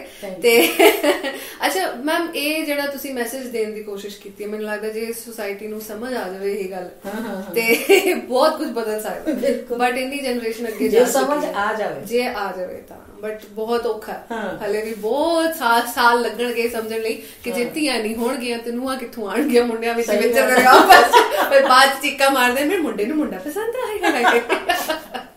ਐਨੀਵੇ, ਬਟ ਜੇ ਅਜਿਹੇ ਗਾਣਿਆਂ ਦੀ ਗੱਲ ਕਰੀਏ ਤਾਂ ਅਜਿਹੇ ਗਾਣਿਆਂ ਤੋਂ ਸਟੇਜ ਸ਼ੋ ਨਹੀਂ ਮਿਲਦੇ, ਘੱਟ ਮਿਲਦੇ। ਯਾਨੀ ਤੁਹਾਨੂੰ ਸੱਭਿਆਚਾਰਿਕ ਫੰਕਸ਼ਨਸ ਦੇ ਵਿੱਚ ਇਹ ਗਾਣਾ ਮਿਲ ਜਾਏਗਾ। ਬਟ ਜਿਹੜਾ ਉਹ ਚਕਮਾ ਮਾਹੌਲ ਹੁੰਦਾ ਹੈ, ਜਿਹੜਾ ਮਾਹੌਲ ਤੁਸੀਂ ਕਰ ਚੁੱਕੇ ਹੋ ਪਹਿਲਾਂ, ਉਹ ਨਹੀਂ ਮਿਲਦਾ। ਨਹੀਂ ਉਹ ਨਹੀਂ। ਸੋ ਉਸ ਮਾਹੌਲ ਦੇ ਵਿੱਚ ਕਿਆ ਤੁਸੀਂ ਵਾਪਸ ਜਾਣਾ ਚਾਹੋਗੇ? ਇਹ ਵਾਲਾ ਜ਼ਿਆਦਾ ਵਧੀਆ। ਇਟਸ ਮੋਰ ਰਿਸਪੈਕਟ, ਮੈਸੇਜ ਵੀ ਹੈ, ਕੰਮ ਵੀ ਹੈ, ਪੈਸੇ ਵੀ ਹੈ, ਮਚ ਬੈਟਰ। ਸੋ ਵਾਪਸ ਜਾਣਾ, ਰਿਵਾਈਂਡ ਕਰਦੇ ਹਾਂ ਥੋੜਾ ਜਿਹਾ ਉਸ ਮਾਹੌਲ ਦੇ ਵਿੱਚ। ਇਹ ਤੇ ਮੈਨੂੰ ਪਤਾ ਹੈ ਕਿ ਹਾਂ ਇਟਸ ਅ ਮੋਰ ਰਿਸਪੈਕਟੇਬਲ ਮਾਹੌਲ, ਬਟ ਇਹ ਕਮਰਸ਼ੀਅਲ ਨਹੀਂ ਹੈਗਾ। ਇਹ ਸਾਰਿਆਂ ਨੂੰ ਪਤਾ ਹੈ ਕਿ ਜਿਹੜਾ ਸੱਭਿਆਚਾਰਿਕ ਮਾਹੌਲ ਹੁੰਦਾ ਹੈ, ਜਿਹੜਾ ਸੋਸ਼ਲ ਮਾਹੌਲ ਹੁੰਦਾ, ਉਹ ਇਹਨਾਂ ਕਮਰਸ਼ੀਅਲੀ ਸਕਸੈਸਫੁਲ ਨਹੀਂ ਹੈਗਾ। ਥੋੜਾ ਅੰਡਰਪਲੇ ਕਰਨਾ ਪੈਂਦਾ ਆਰਟਿਸਟ ਨੂੰ, ਠੀਕ ਹੈ ਜੀ। ਉਸ ਦੌਰ ਦੇ ਵਿੱਚ ਜਾਂਦੇ ਆ ਜਦੋਂ ਤੁਸੀਂ you are a big star, ਤੁਸੀਂ ਬਹੁਤ ਸਾਰੇ ਅਖਾੜੇ ਲਾਉਂਦੇ ਹੁੰਦੇ ਸੀ, ਡ੍ਰੀਮ ਅਖਾੜੇ ਲਾਉਂਦੇ ਹੁੰਦੇ ਸੀ, ਕੁਝ ਡ੍ਰੀਮ ਨਾਮਾਂ ਦੇ ਨਾਲ। ਜੇ ਮਾਨਕ ਸਾਹਿਬ ਦੀ ਗੱਲ ਕਰੀਏ, ਸ਼ਿੰਦਾ ਸਾਹਿਬ ਦੀ ਗੱਲ ਕਰੀਏ, ਇਹਨਾਂ ਸਾਰੇ ਆਰਟਿਸਟਾਂ ਦੇ ਵਿੱਚੋਂ ਜਿੰਨੇ ਵੀ ਨਾਮ ਜਿਨ੍ਹਾਂ ਦੇ ਨਾਲ ਤੁਸੀਂ ਕੰਮ ਕਰ ਚੁੱਕੇ ਹੋ, ਤੁਹਾਡਾ ਪਰਸਨਲ ਫੇਵਰਿਟ ਆਰਟਿਸਟ ਕਿਹੜਾ ਸੀਗਾ ਜਿਨ੍ਹਾਂ ਦੇ ਨਾਲ ਕੰਮ ਕਰਕੇ ਤੁਹਾਨੂੰ ਬਹੁਤ ਮਜ਼ਾ ਆਉਂਦਾ ਸੀ? ਸੁਰਿੰਦਰ ਚੰਦਾ। ਕੀ ਖਾਸ ਸੀ? ਇੱਕ ਤਾਂ ਉਹਦੀ ਗਾਇਕੀ ਬਹੁਤ ਵਧੀਆ ਜੀ, ਬਹੁਤ ਹੀ ਵਧੀਆ। ਜਾਨੀ ਹੁਣ ਮੈਂ ਕੰਮ ਨਹੀਂ ਕਰਦੀ ਲੇਕਿਨ ਮੈਂ ਅਜੇ ਵੀ ਉਹਦੀ ਗਾਇਕੀ ਦੀ ਫੈਨ ਹਾਂ। ਤਾਂ ਸਭ ਤੋਂ ਵੱਡੀ ਗੱਲ ਤਾਂ ਇਹ ਸੀ as an artist, as a gayak yourself, ਉਹਨਾਂ ਦੀ ਗਾਇਕੀ ਦੇ ਵਿੱਚ ਤੁਹਾਨੂੰ ਅਜਿਹਾ ਕੀ ਪਸੰਦ ਸੀਗਾ? ਕੰਪੋਜੀਸ਼ਨ ਬਹੁਤ ਵਧੀਆ ਹੁੰਦੀ ਸੀ, ਸੈਟਿੰਗ ਬਹੁਤ ਸੀ, ਤੇ ਸੈਟਿੰਗ ਦੇ ਹਿਸਾਬ ਨਾਲ ਫਿਰ ਕੰਮ ਬਹੁਤ ਸੀ। ਕਿੰਨਾ ਸਿੰਪਲੀ ਤੁਸੀਂ ਦੱਸਤਾ ਨਾ, ਕੰਪੋਜੀਸ਼ਨ ਵਧੀਆ ਸੀ, ਸੈਟਿੰਗ ਬਹੁਤ ਵਧੀਆ ਸੀ, ਇਹਦੇ ਹਿਸਾਬ ਨਾਲ ਕੰਮ ਸੀ। ਅੱਜ ਦੀ ਗੱਲ ਕਰੋ ਤੁਸੀਂ ਕਿਸੇ ਦੇ ਨਾਲ ਬੋਲਣਗੇ ਮਿਕਸਿੰਗ 'ਚ ਪ੍ਰੋਬਲਮ ਸੀਗੀ ਜੀ, ਆਟੋ ਟਿਊਨ ਘੱਟ ਲਗਾਉਣਾ ਪੈਂਦਾ ਸੀ, YouTube ਤੇ ਵਿਊ ਜ਼ਿਆਦਾ ਆਉਂਦੇ ਸੀ, ਕਿਉਂਕਿ ਅੱਜ ਕੱਲ ਤਾਂ ਸਿਸਟਮ ਹੀ ਟੈਕਨੋਲੋਜੀ ਨੇ ਬਹੁਤ ਓਵਰਪਾਵਰ ਕਰਤਾ ਆਰਟਿਸਟਾਂ ਦੀ ਅਸਲੀਅਤ ਨੂੰ। ਬਟ ਇਹ ਗੱਲ ਮੈਮ ਤਦ ਹੀ ਕਰ ਰਹੇ ਨੇ ਜਦੋਂ ਟੈਕਨੋਲੋਜੀ ਦਾ ਟੀਵੀ ਨਹੀਂ ਆਇਆ ਹੋਇਆ ਸੀ। ਸੋ ਇਹ ਉਹ ਟਾਈਮ ਸੀਗਾ ਜਦੋਂ ਇੱਕ ਅਸਲ ਖਾਲਸ ਚੀਜ਼ ਇੱਕ ਆਰਟਿਸਟ ਤੋਂ ਨਿਕਲ ਕੇ ਬਾਹਰ ਆਉਂਦੀ ਸੀ। ਉਹ ਮੈਨੂੰ ਲੱਗਦਾ ਉਸ ਕਲਾ ਦੀ ਤੁਸੀਂ ਗੱਲ ਕਰ ਰਹੇ ਹੋ ਜਿਹੜੀ ਸ਼ਿੰਦਾ ਹੋਰਾਂ ਕੋਲ ਸੀ। ਸੋ ਅਜਿਹਾ ਇੱਕ ਖਾਸ ਜਿਹੜਾ ਡੂਇਟ ਤੁਸੀਂ ਕੀਤਾ ਉਹਨਾਂ ਦੇ ਨਾਲ ਲਾਈਵ ਪਰਫਾਰਮੈਂਸ ਦੇ ਦੌਰਾਨ ਜਿਹੜਾ ਤੁਹਾਨੂੰ ਕਦੇ ਵੀ ਨਹੀਂ ਭੁੱਲਿਆ, ਉਹ ਕਿੱਥੇ ਸੀਗਾ ਤੇ ਕੀ ਸੀਗਾ? ਉਹ ਇੱਕ ਗਾਣਾ ਹੈ ਫੌਜੀ ਫੌਜਨ ਵਾਲਾ ਜੀ, ਉਹ ਮੈਨੂੰ ਬਹੁਤ ਪਸੰਦ ਹੈ। ਕੀ ਬੋਲ ਸੀਗੇ ਉਹਦੇ? ਨਿੱਕੀ ਨਿੱਕੀ ਪੈਂਦੀ ਸੀ ਕਣੀ, ਮੈਂ ਜਾਂ ਮੇਰਾ ਰੱਬ ਜਾਣਦਾ। ਹੋ ਜਾਓ ਫਿਰ ਥੋੜਾ ਜਿਹਾ। ਅੱਸੂ ਦੇ ਮਹੀਨੇ ਵਿੱਚ ਛੁੱਟੀਆਂ ਫੌਜੀਆਂ ਵੇ, ਵਗਦਾ ਪੂਰਾ ਸੀ ਜਦੋਂ ਸਾਉਣ ਵਿੱਚ ਮੌਜੀਆਂ ਵੇ। ਨਿੱਕੀ ਨਿੱਕੀ ਪੈਂਦੀ ਸੀ ਕਣੀ, ਨਿੱਕੀ ਨਿੱਕੀ ਪੈਂਦੀ ਸੀ ਕਣੀ, ਵੇ ਮੈਂ ਜਾਂ ਮੇਰਾ ਰੱਬ ਜਾਣਦਾ। ਉਦੋਂ ਕਿੰਜ ਮੇਰੀ ਜਿੰਦ ਤੇ ਬਣੀ, ਵੇ ਮੈਂ ਜਾਂ ਮੇਰਾ ਰੱਬ ਜਾਣਦਾ। ਕਿੰਜ ਮੇਰੀ ਜਿੰਦ ਤੇ ਬਣੀ, ਵੇ ਮੈਂ ਜਾਂ ਮੇਰਾ ਰੱਬ ਜਾਣਦਾ। ਵਾਓ ਬ੍ਰਾਵੋ। ਸੋ ਉਸ ਟਾਈਮ ਤੇ ਮੈਮ ਆਰਟਿਸਟਾਂ ਨੂੰ ਕਿੱਦਾਂ ਦੀ ਰਿਸਪੈਕਟ ਦਿੰਦੇ ਸੀ ਫੈਨਸ? ਅੱਜ ਕੱਲ ਤੇ ਸੋਸ਼ਲ ਮੀਡੀਆ ਤੇ ਮੈਸੇਜ ਆ ਜਾਂਦੇ ਨੇ ਨਾ ਕਿ ਬਹੁਤ ਬੜਾ ਫੈਨ, ਅੱਤ ਕਰਾਤੀ, ਸਿਰਾ ਕਰਾਤਾ, ਇਹ ਕਰਾਤਾ, ਇੰਡ ਕਰਾਤਾ, ਬਹੁਤ ਵੱਡਾ ਫੈਨ ਬਾਈ ਤੇਰਾ, ਏਦਾਂ ਦੇ ਕਮੈਂਟਸ ਆਉਂਦੇ। ਬਟ ਤੁਹਾਡੇ ਫੈਨਸ ਤੁਹਾਡੇ ਵਾਸਤੇ ਕੁਝ ਕੀ ਖਾਸ ਕਰਦੇ ਹੁੰਦੇ ਸੀ? ਖਾਸ ਦੇਖਦੇ ਸੀ ਬਈ ਦਮ ਨਾਲ ਗਾਉਂਦੇ ਵੀ ਹੋਣ, ਗਾਣੇ ਵੀ ਅੱਛੇ ਹੋਣ, ਸੋਹਣੇ ਸੁਣਖੇ ਵੀ ਹੋਣ, ਰਾਈਟ ਹੈ ਨਾ, ਤੇ ਇੱਜ਼ਤ ਤਾਂ ਬਹੁਤ ਹੁੰਦੀ ਸੀ। ਸੋ ਮੈਨੂੰ ਕੋਈ ਐਸਾ ਇੱਕ ਕਿੱਸਾ ਦੱਸੋ ਜਿੱਥੇ ਤੁਹਾਡਾ ਕੋਈ ਐਸਾ ਫੈਨ ਤੁਹਾਨੂੰ ਮਿਲਿਆ ਹੋਵੇ ਜਿਹੜਾ ਤੁਸੀਂ ਸਾਰੀ ਉਮਰ ਉਸ ਫੈਨ ਨੂੰ ਭੁੱਲ ਨਹੀਂ ਪਾਏ। ਇਦਾਂ ਦੇ ਤਾਂ ਬਹੁਤ ਮਿਲਦੇ ਸੀਗੇ। ਵਾਓ। ਨਹੀਂ ਤਾਂ ਲੋਕੀ ਕਹਿੰਦੇ ਨਾ ਇੱਕ ਫੈਨ ਸੀਗਾ ਜਿਹਨੇ ਮੇਰੇ ਵਾਸਤੇ ਹੀ ਕੀਤਾ ਸੀਗਾ, but wow she got so many fans and there is no doubt about that ਕਿ ਇਹਨਾਂ ਦੇ ਬਹੁਤ ਫੈਨਸ ਹੋਣਗੇ। ਤੇ ਕੀ ਯਾਦਗਾਰੀ ਸੀਗੀ ਮੈਮ ਉਹਨਾਂ ਚ? ਹੁਣ ਮੈਨੂੰ ਜਗ੍ਹਾ ਤਾਂ ਯਾਦ ਨਹੀਂ ਹੈ ਜੀ, ਪਰ ਇੱਕ ਬੰਦਾ ਮਿਲਿਆ ਇਦਾਂ ਦਾ, ਕਿਉਂਕਿ ਜਿਹੜਾ ਮੇਰਾ ਹਿੱਟ ਗੀਤ ਹੈ ਕੱਢਣਾ ਰੁਮਾਲ ਦੇ ਗਿਓ, ਜੀ ਜੀ, ਉਹ ਮਾਨਕ ਦੇ ਨਾਲ ਸੀਗੇ ਜੀ ਕੈਸਟ, ਤੇ ਉਹਦੇ ਵਿੱਚ ਗੀਤ ਸੀਗਾ ਜੀ। ਇਹ ਸਾਡੇ ਵਾਲੀ ਸਟੇਜ ਤੇ ਇਹਨੂੰ ਇਹ ਬਰਦਾਸ਼ਤ ਨਹੀਂ ਸੀ ਹੁੰਦਾ ਵੀ ਮਾਨਕ ਵਾਲੀ ਕੈਸਟ ਦਾ ਗਾਣਾ ਗਾਇਆ ਜਾਵੇ। ਅੱਛਾ। ਤਾਂ ਉਹ ਬੰਦਾ ਜੀ ਅੜ ਗਿਆ ਬਈ ਮੈਂ ਤਾਂ ਗਾਣਾ ਸੁਣਨਾ ਹੀ ਇਹ ਹੈ। ਅੱਛਾ। ਇਹ ਬਾਰ-ਬਾਰ ਕਹੀ ਜਾਵੇ ਜੀ ਉਹ ਸਾਡਾ ਗਾਣਾ ਨਹੀਂ ਹੈਗਾ, ਰਾਈਟ, ਤੇ ਮਤਲਬ ਇਹ ਸੀਗਾ ਵੀ ਨਾ ਗਾਇਆ ਜਾਏ। ਉਹ ਬੰਦਾ ਕਹੇ ਵੀ ਮੈਂ ਤਾਂ ਸੁਣਨਾ, ਮੈਂ ਤਾਂ ਇੱਥੇ ਬੈਠਾ, ਮੈਂ ਨਹੀਂ ਉੱਠਦਾ, ਰਾਈਟ, ਹੈ ਨਾ। ਫਿਰ ਮੈਨੂੰ ਵੀ ਮਹਿਸੂਸ ਹੋਇਆ ਕਿ ਮੇਰਾ ਗਾਣਾ ਹੈ, ਮੇਰਾ ਹਿੱਟ ਗਾਣਾ ਹੈ ਜੀ, ਤਾਂ ਵੀ ਮੇਰੀ ਸਟੇਜ ਤੇ ਕਿਉਂ ਨਾ ਗਾਇਆ ਜਾਏ ਜੀ। ਤਾਂ ਮੈਂ ਫਿਰ ਜਦੋਂ ਉਹਨੇ ਆਖਰੀ ਵਾਰ ਕਿਹਾ ਵੀ ਮੈਂ ਤਾਂ ਇਹ ਸੁਣਨਾ ਹੀ ਸੁਣਨਾ, ਇਹਨੇ ਕਿਹਾ ਵੀ ਇਹ ਸਾਡਾ ਗਾਣਾ ਨਹੀਂ ਹੈ, ਮੈਂ ਉੱਠ ਕੇ ਖੜੀ ਹੋ ਗਈ, ਮੈਂ ਕਿਹਾ ਮੇਰਾ ਗਾਣਾ ਹੈ, ਮੈਂ ਤਾਂ ਗਾਉਂਗੀ, ਮੈਂ ਕਿਹਾ। ਫਿਰ ਮੈਂ ਗਾਇਆ। ਫਿਰ ਉਸ ਫੈਨ ਦਾ ਕੀ ਰਿਐਕਸ਼ਨ? ਉਹ ਮੈਂ ਕਹਿੰਦੀ ਨੱਚਦਾ ਨਹੀਂ ਸਕਦਾ। Very nice. ਇਹ ਕੁਝ ਮੈਮਰੀਜ਼ ਹੁੰਦੀਆਂ ਨੇ, ਬਟ ਇਹ ਕਿਉਂ ਆਰਟਿਸਟ ਜੈਲਸੀ ਕਰਦਾ ਸੀਗਾ? ਕਰਦੇ, ਹਾਂ, ਰਾਈਟ। ਬਟ ਅੱਜ ਕੱਲ ਜੇ ਅਸੀਂ ਦੇਖੀਏ ਤੇ ਸਟੇਜਾਂ ਤੇ ਆਮ ਤੌਰ ਤੇ ਲੋਕੀ ਗਾਉਂਦੇ ਆ ਕਿਸੇ ਹੋਰ ਦੇ ਗਾਣੇ, ਸਪੈਸ਼ਲੀ ਉਹ ਸਿੰਗਰ ਜਿਨ੍ਹਾਂ ਨੇ ਇੱਕ ਅੱਧਾ ਗਾਣਾ ਕੱਢਿਆ ਹੁੰਦਾ ਨਾ ਵਿਚਾਰੇ, ਉਹ ਤੇ ਗਾਉਂਦੇ ਹੀ ਲੋਕਾਂ ਦੇ ਗਾਣੇ। ਅਸੀਂ ਖੁਦ ਗਾਉਂਦੇ ਰਹੇ ਹਾਂ। ਜਦੋਂ ਮੇਰੀ ਅਜੇ ਰਿਕਾਰਡਿੰਗ ਕੋਈ ਨਹੀਂ ਸੀ ਹੋਈ ਜੀ, ਤੇ ਸਾਡੇ ਨਾਲ ਨਰਿੰਦਰ ਬੀਬਾ ਭੈਣ ਜੀ ਰਹਿੰਦੇ ਸੀ, ਮੈਂ ਉਹਨਾਂ ਦੇ ਗਾਣੇ ਗਾਉਂਦੀ ਸੀ, ਔਰ ਨਾਲ ਉਹ ਖੁਦ ਆਪ ਕਹਿ ਦਿੰਦੇ ਸੀਗੇ ਵੀ ਆਹ ਤੇਰੇ ਗਾਣ ਵਾਲਾ ਗੱਲ ਹੈ। ਇਹ ਉਹ ਦੌਰ ਸੀਗਾ, ਉਹ ਦੌਰ ਸੀ। ਵਾਓ। ਤੇ ਸਾਡੀ ਰਿਕਾਰਡਿੰਗ ਜਦੋਂ ਹੋ ਗਈ ਜੀ, ਉਦੋਂ ਅਸੀਂ ਆਪਣੇ ਗਾਉਣ ਲੱਗੇ ਜੀ, ਨਹੀਂ ਤਾਂ ਮੈਂ ਤਾਂ ਇਦਾਂ ਵੀ ਗਾਉਂਦੀ ਰਹੀ ਹਾਂ। ਮੇਰੇ ਵੇਲੇ ਸੀਗੀ ਰਜਿੰਦਰ ਰਾਜਨ ਜੀ, ਮਾਸਟਰ ਭਮਰਾ ਸਾਹਿਬ ਦੇ ਨਾਲ। ਅੱਛਾ ਜੀ। ਉਹਦੇ ਮੈਂ ਸਾਰੇ ਗਾਣੇ ਗਾ ਲੈਂਦੀ ਸੀ। ਤੇ ਉਹ ਵੀ ਗਾ ਲੈਂਦੇ ਸੀ ਤੁਹਾਡੇ ਗਾਣੇ? ਹਾਂ। ਮੇਰਾ ਜਿਹੜਾ ਗਾਣਾ ਕੱਢਣਾ ਰੁਮਾਲ ਦੇ ਗਿਓ, ਇਹ ਮੈਨੂੰ ਸਦੀਕ ਰਣਜੀਤ ਗਾਉਂਦੇ। ਅੱਛਾ ਜੀ। ਰਣਜੀਤ ਮੇਰੀ ਬੈਸਟ ਫਰੈਂਡ ਹੈ। ਅੱਛਾ ਜੀ। ਤਾਂ ਉਹ ਮੈਨੂੰ ਕਈ ਵਾਰੀ ਜਦੋਂ ਉਹਨਾਂ ਨੂੰ ਇਹ ਫਰਮਾਇਸ਼ ਆ ਜਾਣੀ ਸਟੇਜ ਤੇ, ਤਾਂ ਉਹਨੇ ਆ ਕੇ ਘਰੇ ਮੈਨੂੰ ਫੋਨ ਕਰਨਾ, ਗੁਲਸ਼ਨ ਤੇਰੇ ਗਾਣੇ ਦੀ ਫਰਮਾਇਸ਼ ਮੈਨੂੰ ਆ ਗਈ ਸੀ, ਹਾਂ ਮੈਨੂੰ ਗਾਣਾ ਪਿਆ ਫਿਰ ਕਿੰਨੀ ਵਾਰ ਚੱਲਿਆ ਚੱਲ ਠੀਕ ਹੈ ਗਾਇਆ ਤਾਂ ਮੈਂ ਕਿਹਾ ਫਿਰ ਕੀ ਹੋ ਗਿਆ ਮੇਰਾ ਕਿਹੜਾ ਗਾਣਾ ਘਟ ਗਿਆ ਰਾਈਟ ਸੋ ਤੁਹਾਨੂੰ ਵੀ ਏਦਾਂ ਦੀ ਫਰਮਾਇਸ਼ਾਂ ਆਉਂਦੀਆਂ ਸੀਗੀਆਂ ਕਿ ਉਸ ਪਾਰਟਿਕੂਲਰ ਸਿੰਗਰ ਦਾ ਗਾਣਾ ਗਾ ਕੇ ਸੁਣਾ ਹਾਂ ਆ ਜਾਂਦੀ ਜ਼ਿਆਦਾਤਰ ਕੀ ਲੱਗਦਾ ਸੀ ਮੈਂ ਇਹਨਾਂ ਦੇ ਗਾਣੇ ਇੰਨੇ ਪਸੰਦ ਕਰਦੀ ਸੀ ਰਣਜੀਤ ਕੇ ਮੈਂ ਜਦੋਂ ਕਿਤੇ ਸਟੇਜ ਇਕੱਠੀ ਹੁੰਦੀ ਸੀ ਮੈਂ ਫਰਮਾਇਸ਼ ਕਰਦੀ ਹੁੰਦੀ ਸੀ ਭਾਜੀ ਉਹ ਗਾਣਾ ਸੁਣਾਇਓ ਮੈਮ ਜਦੋਂ ਅਸੀਂ ਪਿੱਛੇ ਦੇਖੀਏ ਅਮਨ ਆਪਣੇ ਪੁਰਾਣੇ ਗਾਣਿਆਂ ਵੱਲ ਤੇ ਜ਼ਿਆਦਾਤਰ ਨਾਮ ਆਉਂਦਾ ਹੈ ਸੁਰਿੰਦਰ ਕੌਰ ਮੈਮ ਦਾ ਉਹਨਾਂ ਦੇ ਗਾਣੇ ਐਕਸਪਲੋਇਟ ਵੀ ਬਹੁਤ ਹੋਏ ਨੇ ਬਹੁਤ ਸਾਰੇ ਉਹਨਾਂ ਦੇ ਰੀਮਿਕਸਸ ਵੀ ਬਣ ਕੇ ਆਏ ਨੇ ਪੰਜਾਬੀ ਇੰਡਸਟਰੀ ਦੇ ਵਿੱਚ ਤੇ ਬਾਲੀਵੁੱਡ ਦੇ ਵਿੱਚ ਵੀ ਕੋਈ ਨਰਿੰਦਰ ਬੀਬਾ ਜੀ ਦਾ ਜਾਂ ਜਿਹਨੇ ਵੀ ਨਾਂ ਤੁਸੀਂ ਲਿੱਤੇ ਤੁਹਾਡਾ ਆਪਦਾ ਵੀ ਕੋਈ ਐਸਾ ਗਾਣਾ ਮੈਨੂੰ ਨਹੀਂ ਲੱਗਦਾ ਕਿ ਕੋਈ ਰੀਮਿਕਸ ਹੋ ਕੇ ਆਇਆ ਹੈ ਸਿਰਫ ਇੱਕ ਟੇਪ ਆਈ ਸੀ ਮਿਕਸ ਟੇਪ ਜਿਹੜੀ ਕਿਸੇ ਪਾਰਟਿਕੂਲਰ ਮਿਊਜ਼ਿਕ ਡਾਇਰੈਕਟਰ ਨੇ ਉਹਦੇ ਵਿੱਚ ਬੀਟਸ ਪਾਈਆਂ ਸੀਗੀਆਂ ਅੱਛਾ ਸੋ ਤੁਹਾਨੂੰ ਕੋਈ ਅੱਜ ਦੇ ਦੌਰ ਦਾ ਕੋਈ ਸਿੰਗਰ ਜਾਂ ਕੋਈ ਫੀਮੇਲ ਸਿੰਗਰ ਆਂਦੀ ਹੈ ਕਦੇ ਬੋਲਣ ਲਈ ਕਿ ਮੈਂ ਤੁਹਾਡਾ ਉਹ ਵਾਲਾ ਗਾਣਾ ਗਾਉਣਾ ਦੁਬਾਰਾ ਤੋਂ ਤੁਸੀਂ ਮੈਨੂੰ ਉਹਦੀ ਪਰਮਿਸ਼ਨ ਦੇ ਦਿਓ ਨਹੀਂ ਮੇਰੇ ਕੋਲ ਨਹੀਂ ਅਜੇ ਕੋਈ ਆਇਆ ਵਾਓ ਸੋ ਮੈਨੂੰ ਲੱਗਦਾ ਕਿ ਜਿਹੜਾ ਗਾਣਾ ਨਾਮ ਜ਼ਿਆਦਾ ਮਾਰਕੀਟ ਦੇ ਵਿੱਚ ਚੱਲਦਾ ਹੈ ਨਾ ਉਸੇ ਪਿੱਛੇ ਲੱਗ ਜਾਂਦੇ ਨੇ ਸਾਰੇ ਕਿਉਂਕਿ ਜੇ ਤੁਸੀਂ ਸੁਰਿੰਦਰ ਮੈਮ ਦੇ ਗਾਣੇ ਦੇਖੋ ਇੰਨੇ ਜ਼ਿਆਦਾ ਵਰਜ਼ਨਸ ਆਏ ਹੋਏ ਨਾ ਉਹਨਾਂ ਦੇ ਹੁਣ ਅਸੀਂ ਥੱਕ ਗਏ ਆ ਕਿ ਬਸ ਇਸ ਗਾਣੇ ਨੂੰ ਛੱਡ ਦਿਓ ਹੁਣ ਪਲੀਜ਼ ਸੋ ਦੇਅਰਫੋਰ ਤੁਸੀਂ ਸੁਰਿੰਦਰ ਮੈਮ ਨੂੰ ਮਿਲੇ ਸੀ ਕਿ ਕਦੀ ਨਹੀਂ ਮੈਂ ਨਹੀਂ ਮਿਲ ਸਕੀ ਅੱਛਾ ਤੁਸੀਂ ਮਿਲ ਨਹੀਂ ਸਕੇ ਨਰਿੰਦਰ ਬੀਬਾ ਜੀ ਬਾਰੇ ਮੈਨੂੰ ਦੱਸੋ ਥੋੜਾ ਜਿਹਾ ਕਿ ਨਰਿੰਦਰ ਬੀਬਾ ਜੀ ਦੇ ਤਾਂ ਅਸੀਂ ਕੋਲ ਰਹਿੰਦੇ ਰਹੇ ਨਾ ਜਦ ਮੈਂ ਆਈ ਆ ਲੁਧਿਆਣੇ ਤਾਂ ਸਭ ਤੋਂ ਪਹਿਲਾਂ ਅਸੀਂ ਉਹਨਾਂ ਕੋਲ ਹੀ ਗਏ ਸੀ ਅੱਛਾ ਓਕੇ ਫਿਰ ਉਹਨਾਂ ਨੇ ਸਾਨੂੰ ਆਪਣੇ ਘਰ ਦੇ ਨੇੜੇ ਘਰ ਲੈ ਕੇ ਦਿੱਤਾ ਕਾਫੀ ਦੇਰ ਅਸੀਂ ਉੱਥੇ ਰਹੇ ਹਾਂ ਇਹ ਕਿਹੜੇ ਸਾਲ ਦੀ ਗੱਲ ਕਰ ਰਹੇ ਇਹ ਹੋਏਗਾ ਕੋਈ 69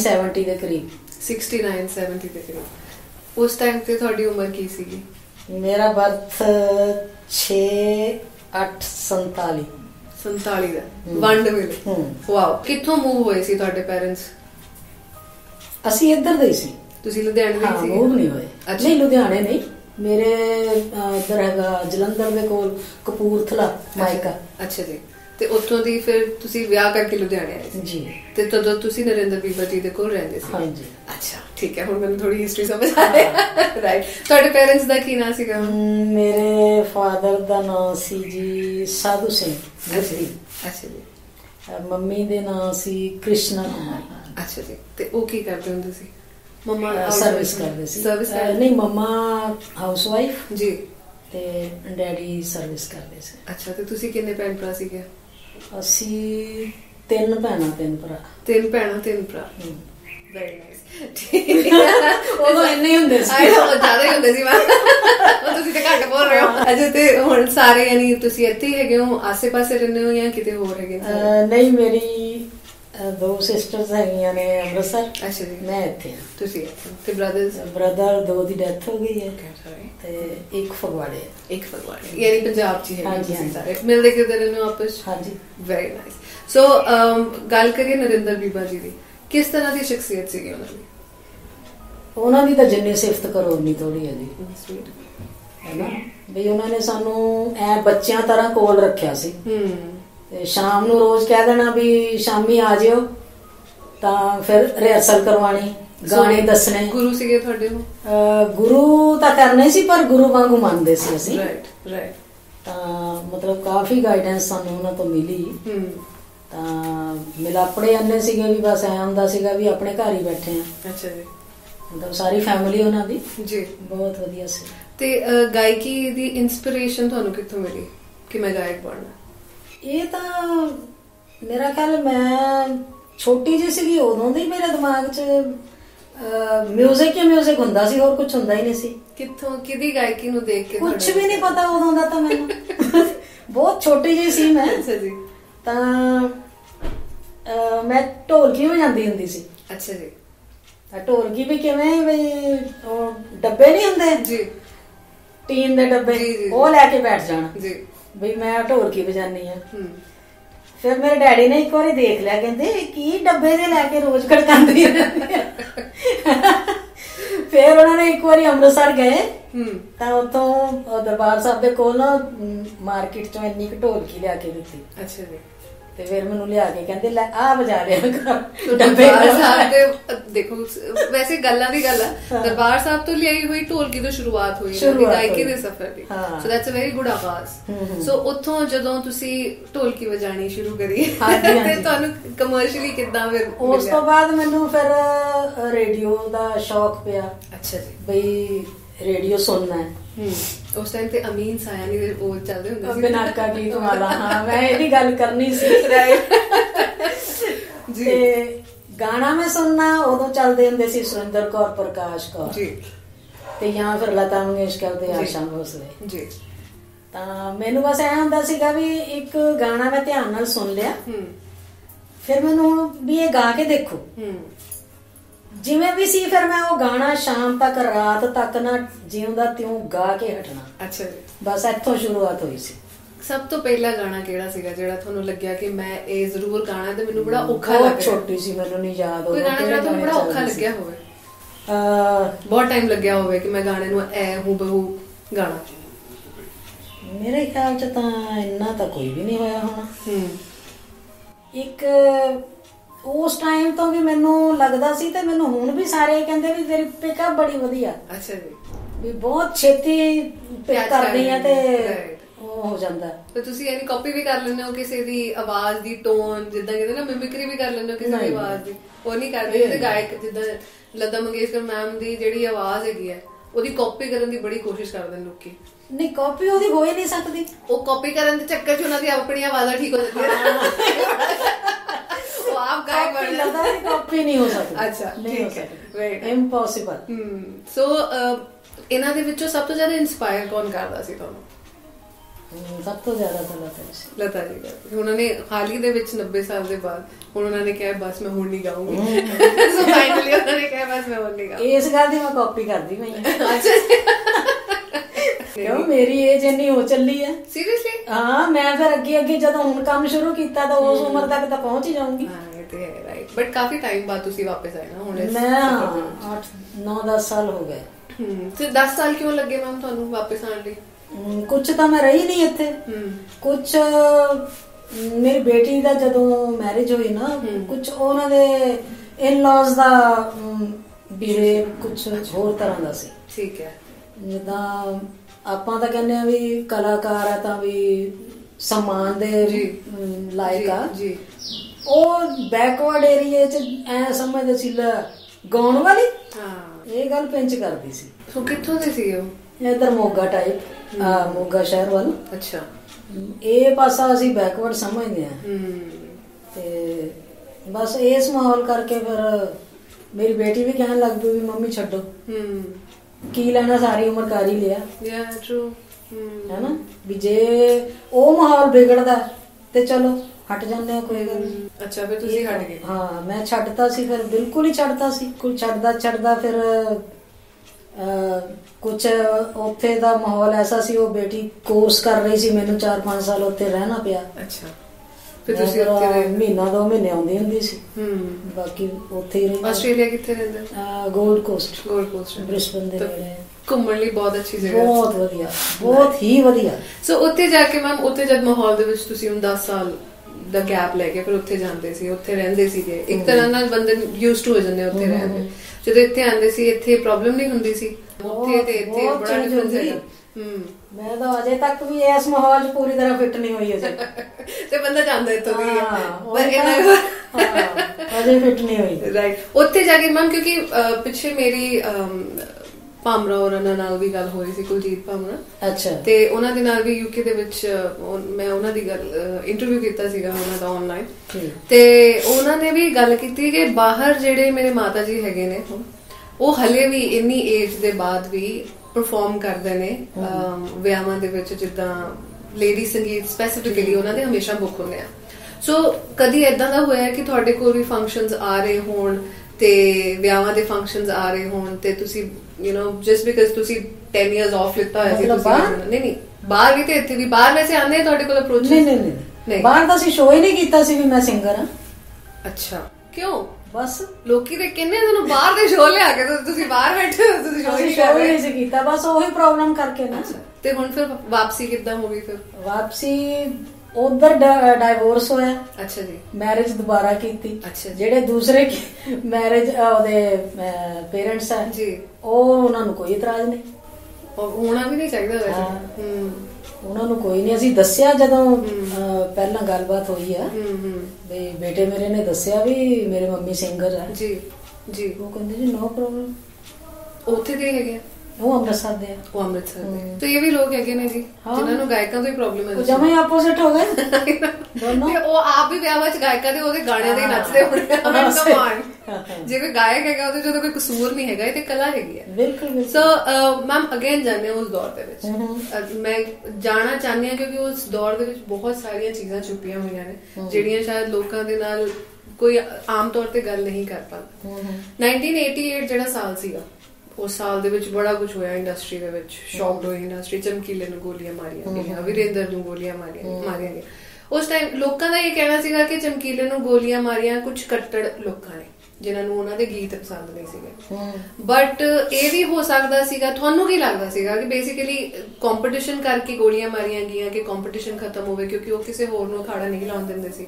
ਕਿਉਂਕਿ ਅਸੀਂ ਸੁਣਿਆ ਹੈ ਕਿ 365 ਡੇਜ਼ ਦੇ ਵਿੱਚ ਉਹਨਾਂ ਦੀ 366 ਬੁਕਿੰਗਸ ਹੁੰਦੀਆਂ ਸੀ। ਵਾਸ ਸੱਚ ਅ ਬਿਜ਼ੀ ਮੈਨ। ਇਹ ਤਾਂ ਸੱਚ ਹੈ, ਇਹ ਸੱਚ ਹੈ। ਸੋ ਤੁਸੀਂ ਉਹਨਾਂ ਦੇ ਨਾਲ ਕਦੀ ਪਰਫਾਰਮ ਕੀਤਾ, ਕਦੀ ਉਹਨਾਂ ਨੂੰ ਮਿਲਣ ਦਾ ਮੌਕਾ ਮਿਲਿਆ ਤੁਹਾਨੂੰ? ਚਮਕੀਲੇ ਉਹਨਾਂ ਨੂੰ। ਚਮਕੀਲਾ ਛਿੰਦੇ ਦਾ ਸ਼ਾਗਿਰਦ ਸੀ। ਅੱਛਾ ਜੀ। ਸਾਡੇ ਨਾਲ ਪ੍ਰੋਗਰਾਮ ਤੇ ਪਹਿਲਾਂ ਇਹ ਜਾਂਦਾ ਸੀ। ਅੱਛਾ ਜੀ। ਤੇ ਰਿਕਾਰਡਿੰਗ ਵਿੱਚ ਸਾਡੇ ਬਹੁਤ ਰਿਕਾਰਡਾਂ ਵਿੱਚ ਇਹਨੇ ਵਜਾਈ ਹੋਈ ਹੈ। ਕ੍ਰੈਡਿਟਸ ਹੈਗੇ ਕਿਤੇ ਕਿਤੇ ਉਹਨਾਂ ਦੇ। ਰਾਈਟ। ਤਾਂ ਇਹ ਤਾਂ ਮਤਲਬ ਜਾਂਦੇ ਰਹੇ ਅਸੀਂ ਬਹੁਤ ਦੇਰ। ਤੇ ਕਿਸ ਤਰ੍ਹਾਂ ਦੀ ਸ਼ਖਸੀਅਤ ਸੀਗੀ ਉਹਨਾਂ ਦੀ? ਠੀਕ ਸੀ, ਸ਼ਾਗਿਰਦ ਸੀਗਾ ਨਾ, ਤਾਂ ਥੋੜਾ ਉਸਤਾਦਾਂ ਦੇ ਕੋਲ ਫਿਰ ਥੋੜਾ ਨਿਭ ਕੇ ਰਹਿੰਦੇ ਆ।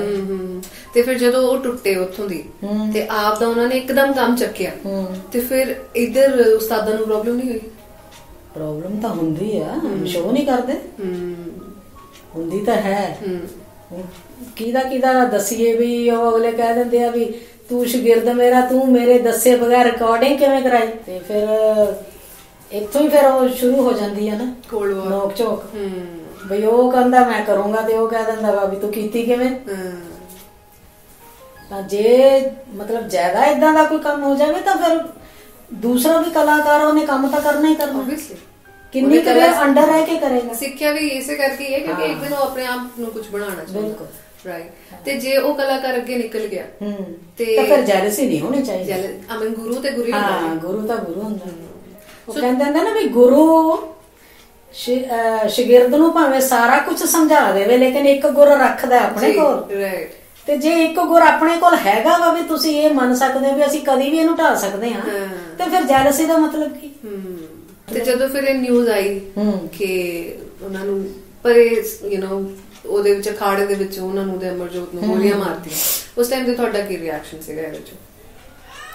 ਉਸ ਟਾਈਮ ਤੇ ਤੁਸੀਂ ਕੀ ਕਰ ਰਹੇ ਸੀ, ਕਿੱਥੇ ਸੀਗੇ? ਅਸੀਂ ਇੱਕ ਦਿਨ ਪਹਿਲਾਂ ਉਸੇ ਹੀ ਪਿੰਡ ਤੇ ਅਸੀਂ ਖਾੜਾ ਲਾ ਕੇ ਆਏ ਸੀ। ਅੱਛਾ ਜੀ। ਮੈਸਮਪੁਰ ਜੀ, ਨਿਰਮਲ ਕੋਬਰ ਰੋਡ ਤੇ ਜੀ। ਮਤਲਬ ਜਿਵੇਂ ਅੱਜ ਦੁਪਹਿਰੇ ਅਸੀਂ ਲਗਾਇਆ ਤਾਂ ਦੂਜੇ ਦਿਨ ਦੁਪਹਿਰੇ ਉਹਨੂੰ ਉੱਥੇ ਗੋਲੀਆਂ ਵੱਜੀਆਂ ਉਸੇ ਪਿੰਡ। ਤਾਂ ਬੰਦਾ ਸ਼ੌਕਡ ਹੋ ਜਾਂਦਾ ਜੀ। ਉਹ ਸੀ ਵੀ ਇੱਕਦਮ ਸੱਚ ਹੀ ਨਹੀਂ ਸੀ ਹੁੰਦਾ ਵੀ ਇਹ ਕੀ ਹੋ ਗਿਆ, ਕਿਵੇਂ ਹੋ ਗਿਆ। ਰਾਈਟ। ਹਨਾ? ਤਾਂ ਜਿਹੜਾ ਦੁੱਖ ਹੁੰਦਾ ਵੀ ਇੱਕ ਕਲਾਕਾਰ ਨਾਲ ਇਹ ਕੁਝ ਹੋ ਜਾਵੇ ਉਹ ਵੱਖਰਾ। ਤੇ ਤੁਹਾਨੂੰ ਕੀ ਲੱਗਿਆ ਕਿ ਕੀ ਰੀਜ਼ਨ ਸੀਗਾ? ਰੀਜ਼ਨ ਤਾਂ ਮੇਰੇ ਖਿਆਲ ਚ ਅਜੇ ਤੱਕ ਵੀ ਨਹੀਂ ਕਿਸੇ ਨੂੰ ਸਮਝ ਆਇਆ। ਕਿਆ ਉਹ ਗੱਲਾਂ ਤੁਹਾਨੂੰ ਸੱਚ ਲੱਗਦੀਆਂ ਸੀਗੀਆਂ ਕਿ ਕੱਟੜਾਦੀਆਂ ਨੇ ਮਾਰਿਆ, ਜਾਂ ਇਹ ਤੁਹਾਨੂੰ ਸੱਚ ਲੱਗਦਾ ਕਿ ਕਿਸੇ ਨੇ ਮਰਵਾਇਆ ਇਸ ਕਰਕੇ ਕਿ ਕੰਪੀਟੀਸ਼ਨ ਬਹੁਤ ਸੀਗਾ ਤੇ ਉਹ ਖਾ ਗਿਆ ਸੀ ਕਲਾਕਾਰਾਂ ਦੀ? ਨਹੀਂ, ਮਰਵਾਇਆ ਤਾਂ ਨਹੀਂ ਮੰਨ ਸਕਦੇ। ਬਾਕੀ ਇੱਥੇ ਤੱਕ ਮੇਰੇ ਖਿਆਲ ਚ ਤਾਂ ਬੰਦਾ ਗਿਰ ਨਹੀਂ ਸਕਦਾ ਅਗਲੇ ਨੂੰ ਮਰਵਾ ਦਿਓ। ਮੁਸ਼ਕਿਲ ਹੈ, ਪਰ ਹੋ ਵੀ ਸਕਦਾ। ਹੋ ਵੀ ਮੇ ਵੀ possible। ਸੋ ਮੈਮ ਜਦੋਂ ਤੁਸੀਂ ਕਿਹਾ ਕਿ ਇੱਕ ਦਿਨ ਪਹਿਲਾਂ ਤੁਸੀਂ ਉੱਥੇ ਹੀ ਅਖਾੜਾ ਲਾ ਕੇ ਆਏ ਸੀਗੇ ਤੇ ਜਿਸ ਤਰੀਕੇ ਦੇ ਤੁਹਾਡੇ ਵੀ ਗਾਣੇ ਆਏ ਹੋਏ ਨੇ, ਚੱਕਵੇਂ ਗੀਤ ਹੈਗੇ ਨੇ, ਡਬਲ ਮੀਨਿੰਗ ਗੀਤ ਹੈਗੇ ਨੇ, ਤੁਹਾਨੂੰ ਕਦੀ ਫੇਸ ਕਰਨੀ ਪਈ ਏਦਾਂ ਦੀ ਕੋਈ ਚੀਜ਼ ਕਿ ਲੋਕੀ ਤੁਹਾਨੂੰ ਕਹਿਣ ਕਿ ਗੰਦੇ ਗਾਣੇ ਗਾਉਂਦੇ ਹੋ, ਡਬਲ ਮੀਨਿੰਗ ਗਾਣੇ ਗਾਉਂਦੇ ਹੋ, ਸਮਾਜ ਤੇ ਤੁਸੀਂ ਇਹ ਕਰ ਰਹੇ ਹੋ, ਗੰਦ ਫੈਲਾ ਰਹੇ ਹੋ, ਜਿੱਦਾਂ ਲੋਕ ਚਮਕੀਲੇ ਨੂੰ ਕਹਿੰਦੇ ਹੁੰਦੇ ਸੀ? ਨਹੀਂ, ਜਿੰਨੀ ਦੇਰ ਤਾਂ ਰਿਕਾਰਡਿੰਗ ਮੇਰੀ ਛਿੰਦੇ ਨਾਲ ਸੀਗੀ, ਇਹ ਨਾਲ ਰਿਹਾ, ਉਦੋਂ ਤਾਂ ਇਹ ਗਾਣੇ ਗਾਏ ਜਾਂਦੇ ਸੀ। ਜਦ ਮੈਂ ਗਰੁੱਪ ਅਲੱਗ ਬਣਾਇਆ ਫਿਰ ਮੈਂ ਗਾਉਂਦੀ ਨਹੀਂ ਸੀ ਇਹ ਗਾਣੇ। ਸੋ ਉਹ ਕਦੋਂ ਤੁਸੀਂ ਅਲੱਗ ਕਦੋਂ ਹੋਏ? ਕੰਮ ਇਕੱਠਿਆਂ ਦਾ ਮੇਰੇ ਕੋਲ 10-11 ਸਾਲ ਨਿਕਲ ਗਏ ਸੀ। ਅੱਛਾ ਜੀ, 10-11 ਸਾਲ ਤੁਸੀਂ ਇਕੱਠੇ ਕੰਮ ਕੀਤਾ। ਵਿੱਚ ਵੀ ਥੋੜਾ ਗੈਪ ਵੀ ਆ ਜਾਂਦਾ ਸੀਗਾ ਕਿਉਂਕਿ ਇਹ ਗਰੁੱਪ ਹੋਰ ਬਣਾ ਲਿਆ, ਵਿੱਚ ਕੁੜੀ ਕੋਈ ਹੋਰ ਲੈ ਆਂਦੀ ਤਾਂ ਮੈਂ ਕੰਮ ਛੱਡ ਦਿੰਦੀ ਸੀ। ਫਿਰ ਕਿਉਂ? ਜੈਲਸੀ ਨਹੀਂ, ਜੈਲਸੀ ਨਹੀਂ। ਅੱਛਾ, ਜੇ ਬੰਦਾ ਡੀਗ੍ਰੇਡ ਕਰੇ ਦੂਸਰੇ ਬੰਦੇ ਨੂੰ ਤਾਂ ਉਹ ਫਿਰ ਰਾਈਟ। ਸੋ ਕਿਹੜੀ ਕੁੜੀ ਆ ਜਾਂਦੀ ਸੀ? ਆਈਆਂ 2-3 ਜਣੀਆਂ, ਨਾਮ ਜਾਣੇ ਪਰਮੰਨੇ ਸੀ? ਨਵੀਆਂ ਸੀ। ਅੱਛਾ। ਇੱਕ ਤਾਂ ਰੁਪਿੰਦਰ ਕੌਰ ਸੀਗੀ, ਉਹਨੂੰ ਨਵੇਂ ਇਹਨੇ ਗਾਣੇ ਗੁਣੇ ਕਰਵਾ ਕੇ ਤਿਆਰ ਕਰਵਾਇਆ, ਫਿਰ ਉਹਨੂੰ ਲੈ ਕੇ ਆਇਆ ਵੀ ਬਾਹਰ ਲੈ ਕੇ ਜਾਣਾ ਟੂਰ ਤੇ, ਕਿਉਂਕਿ ਮੈਂ ਟੂਰ ਵੀ ਬਾਹਰ ਦੇ ਸਾਰੇ ਮੇਰੇ ਲੱਗੇ ਹੈ ਜੀ। ਕਿਤੇ ਗਏ? ਅਸੀਂ ਗਏ ਹਾਂ ਜੀ ਇੰਗਲੈਂਡ, ਅਮਰੀਕਾ, ਕੈਨੇਡਾ, ਤਕਰੀਬਨ 2-3 ਵਾਰੀ। ਰਾਈਟ। ਤੇ ਫਿਰ ਇੱਕ ਵਾਰ ਮੈਂ ਮਾਨਕ ਨਾਲ ਗਈ ਹਾਂ ਬੈਲਜੀਅਮ ਜੀ। ਹਾਂਗਕਾਂਗ ਗਈ ਹਾਂ ਮੈਂ, ਮੇਰਾ ਕੱਲੀ ਦਾ ਗਰੁੱਪ ਗਿਆ। ਅੱਛਾ ਜੀ। ਤੇ ਇੰਨੇ ਕੁ ਤਾਂ ਘੁੰਮੇ ਹੋਏ ਆ। ਰਾਈਟ। ਫਿਰ ਜਦੋਂ ਉਹਨਾਂ ਦੇ ਨਾਲ ਟੂਰ ਤੇ ਗਏ ਰੁਪਿੰਦਰ ਹੋਰਾਂ ਨਾਲ? ਨਹੀਂ, ਰੁਪਿੰਦਰ ਨਾਲ ਇਹਨੇ ਗੱਲ ਕੀਤੀ ਸੀ ਵੀ ਟੂਰ ਤੇ ਲੈ ਕੇ ਜਾਣਾ। ਜਿਹੜਾ ਪ੍ਰਮੋਟਰ ਸੀ ਉਹ ਆਇਆ, ਉਹਨੂੰ ਇਹਨਾਂ ਨੇ ਸਟੇਜ ਲਾ ਕੇ ਸੁਣਵਾਇਆ, ਮੈਂ ਨਹੀਂ ਸੀ ਗਈ ਉਦੋਂ। ਅੱਛਾ। ਸਟੇਜ ਲਾ ਕੇ ਸੁਣਵਾਇਆ ਵੀ ਆਹ ਕੁੜੀ ਨਵੀਂ ਲਿਆਂਦੀ ਹੈ ਤੇ ਇਹ ਨਾਲ ਜਾਊਗੀ ਆਪਣੇ ਉੱਥੇ। ਤਾਂ ਉਹ ਪ੍ਰਮੋਟਰ ਨੇ ਪ੍ਰੋਗਰਾਮ ਤਾਂ ਦੇਖ ਲਿਆ ਤੇ ਘਰੇ ਆ ਕੇ ਉਹਨੇ ਜਵਾਬ ਦੇਤਾ, ਕਹਿੰਦਾ ਤੇ ਮੈਂ ਨਹੀਂ ਲੈ ਕੇ ਜਾਣਾ ਬਈ ਇਹ ਨਹੀਂ ਕੁੜੀ ਕੱਢ ਸਕਦੀ ਸਾਡੇ ਉੱਥੇ ਸ਼ੋਅ ਦੀ। ਤਾਂ ਉਹਨੇ ਕਿਹਾ ਬਈ ਗੁਲਸ਼ਨ ਨੂੰ ਲਿਆਓ। ਇਹ ਫਿਰ ਹੁਣ ਦਬ ਗਿਆ ਵੀ ਗੁਲਸ਼ਨ ਨੇ ਮੇਰੇ ਤਾਂ ਆਖੇ ਲੱਗਣਾ ਨਹੀਂ।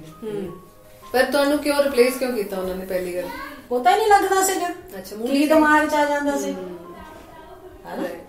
ਤੇ ਜੇ ਮਤਲਬ ਡੀਗ੍ਰੇਡ ਕਰਦਾ ਸੀ ਤਾਂ ਮੈਂ ਬਹਿ ਜਾਂਦੀ ਸੀ, ਮੈਂ ਤਾਂ ਕੰਮ ਨਹੀਂ ਕਰਦੀ, ਜਾ ਤੂੰ ਲੈ ਜਾ ਉਹਨੂੰ। ਮੈਂ ਤਾਂ ਨਹੀਂ ਕਰਦੀ। ਅੱਛਾ। ਫਿਰ ਪ੍ਰਮੋਟਰ ਨੂੰ ਮੇਰੇ ਵੱਲ ਭੇਜਿਆ। ਰਾਈਟ। ਉਹ ਆ ਕੇ ਕਹਿੰਦਾ ਜੀ ਜਿੰਨੇ ਮਰਜ਼ੀ ਪੈਸੇ ਲੈ ਲਓ ਪਰ ਤੁਸੀਂ ਚੱਲੋ। ਮੈਂ ਕਿਹਾ ਕਿਉਂ? ਵੀ ਜਿਹੜੀ ਉਹ ਦਿਖਾਈ ਸੀ ਉਹਨੂੰ ਲੈ ਕੇ ਜਾਓ। ਉਹ ਕਹਿੰਦਾ ਜੀ ਤੋਬਾ ਤੋਬਾ, ਉਹ ਨਹੀਂ ਕਾਰਡ ਕੱਢ ਸਕਦੀ ਸਾਡੇ ਸ਼ੋਅ ਦੀ, ਉਹ ਨਹੀਂ ਕਾਰਡ ਕੱਢ ਸਕਦੀ, ਤੁਸੀਂ ਚੱਲੋ। ਸੋ ਮੈਮ ਜਦੋਂ ਸ਼ੋਅ ਦੀ ਗੱਲ ਹੁੰਦੀ ਸੀ ਤੇ ਤੁਸੀਂ ਸਟਾਰਟਿੰਗ ਸ਼ੋਅ ਦੇ ਵਿੱਚ ਕਿੰਨੇ ਪੈਸੇ ਲੈਂਦੇ ਹੁੰਦੇ ਸੀ ਜਦੋਂ ਸਟਾਰਟ ਕੀਤੀ, ਜਦੋਂ ਸ਼ੁਰੂਆਤ ਹੋਈ ਸੀ ਤੁਹਾਡੀ? ਖਾਣਾ ਨਹੀਂ, ਸੱਚ ਮੰਨੋਗੇ 250 ਰੁਪਏ। ਵਾਓ, 250 ਰੁਪਏ ਦੇ ਵਿੱਚ ਅਖਾੜੇ ਲੱਗਦੇ ਹੁੰਦੇ ਸੀ। ਵਾਓ। ਤੇ ਉਦੋਂ ਪੇਮੈਂਟ ਵੀ ਤਾਂ 3000 ਹੁੰਦੀ ਸੀ।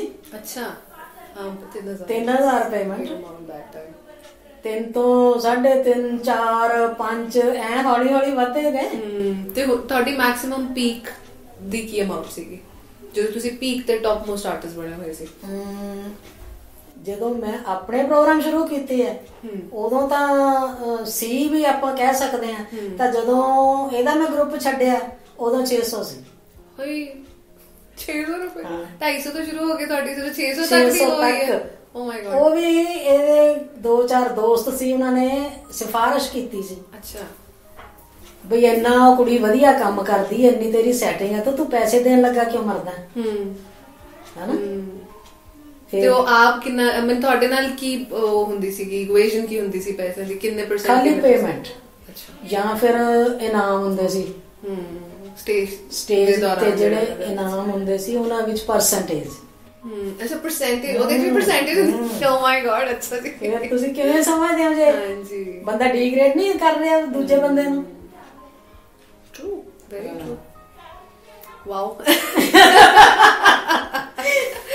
ਅੱਛਾ, ਹੋਰ ਵੀ ਦੱਸਾਂ, ਇਹ ਨਾ ਇੰਟਰਵਿਊ ਕਿੰਨੀ ਵਾਰੀ ਮੈਂ ਅੱਗੇ ਕਰਵਾਈ ਹੈ ਵੀ ਇਹ ਗੱਲਾਂ ਲੁਕੋ ਜਾਂਦੇ ਆ, ਤੁਸੀਂ ਲੁਕੋਈਓ ਨਾ। ਹੁਣ ਮੈਮ ਤੁਸੀਂ ਟੈਨਸ਼ਨ ਹੀ ਨਾ ਲਓ ਇਸ ਚੀਜ਼ ਦੀ, ਕਿਉਂਕਿ ਅਸੀਂ ਕਿਉਂ ਲਗਾਉਣੀ ਹੈ। ਸੱਚ ਸਹਿਣਾ ਵੀ ਬੜਾ ਔਖਾ ਤੇ ਸੱਚ ਕਹਿਣਾ ਵੀ ਬੜਾ ਔਖਾ। ਤੁਸੀਂ ਟੈਨਸ਼ਨ ਹੀ ਨਾ ਲਓ, ਇੱਥੇ ਇਹ ਕੈਂਟ ਪੰਜਾਬ ਦੀ ਖੂਬੀ ਹੈਗੀ ਹੈ ਜੀ, ਇੱਥੇ ਜੋ ਤੁਸੀਂ ਬੋਲੋਗੇ ਉਹ ਚੀਜ਼ ਅੱਗੇ ਜਾਏਗੀ ਜਾਣੀ ਚਾਹੀਦੀ। ਤਾਂ ਹੀ ਆਰਟਿਸਟ ਸਾਡੇ ਕੋਲ ਆਉਂਦਾ, ਮੈਂ ਤੁਹਾਨੂੰ ਸੱਚੀ ਦੱਸ ਰਹੀ ਹਾਂ, ਇਹ ਖਾਸੀਅਤ ਹੈਗੀ ਹੈ ਸਾਡੇ। ਇਹ ਤੇ ਚਮਕੀਲਾ ਉਹਨਾਂ ਨੂੰ ਗੋਲੀਆਂ ਵੱਜੀਆਂ ਸੀਗੀਆਂ ਮਾਰਚ ਦੇ ਵਿੱਚ।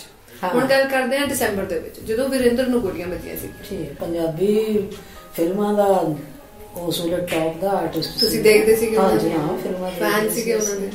ਹਾਂ, ਕਿਉਂਕਿ ਅਕਸਰ ਅਸੀਂ ਦੇਖਦੇ ਨਾ ਗਾਇਕੀ ਦੇ ਵਿੱਚ ਰੁਝਾਨ ਹੈਗਾ, ਨਹੀਂ ਅਸੀਂ ਫਿਲਮਾਂ ਨਹੀਂ ਦੇਖਦੇ, ਉਹ ਵਾਲੀ ਚੀਜ਼ ਹੁੰਦੀ ਹੈ। ਬਟ ਮੈਂ ਉਹੀ ਪੁੱਛਣਾ ਚਾਹੁੰਦੀ ਸੀ ਕਿ ਤੁਹਾਡੇ ਵਾਸਤੇ ਉਹ ਸ਼ਖਸੀਅਤ ਇੰਪੋਰਟੈਂਟ ਸੀ? ਅਸੀਂ ਸਗੋਂ ਪਹਿਲਾਂ ਜ਼ਿਆਦਾ ਦੇਖਦੇ ਸੀ, ਹੁਣ ਘੱਟ ਵੇਖਦੇ ਹਾਂ। ਹੁਣ ਘੱਟ ਵੇਖਦੇ। ਉਦੋਂ ਪਹਿਲਾਂ ਦੇਖੀ ਦੀ ਸੀ ਕਿ ਸਟੋਰੀ ਵੀ ਹੈ, ਆਰਟਿਸਟ ਵੀ ਹੈ, ਮਿਊਜ਼ਿਕ ਵੀ ਹੈ, ਤਾਂ ਕਿੰਨੀਆਂ ਚੀਜ਼ਾਂ ਦੇਖਣ ਵਾਲੀਆਂ ਹੋ ਗਈਆਂ। ਰਾਈਟ। ਤੇ ਤੁਹਾਡਾ ਫੇਵਰਿਟ ਕੌਣ ਹੁੰਦਾ ਸੀ ਉਸ ਦੌਰ ਦਾ ਐਕਟਰ ਪੰਜਾਬੀ ਫਿਲਮਾਂ 'ਚ?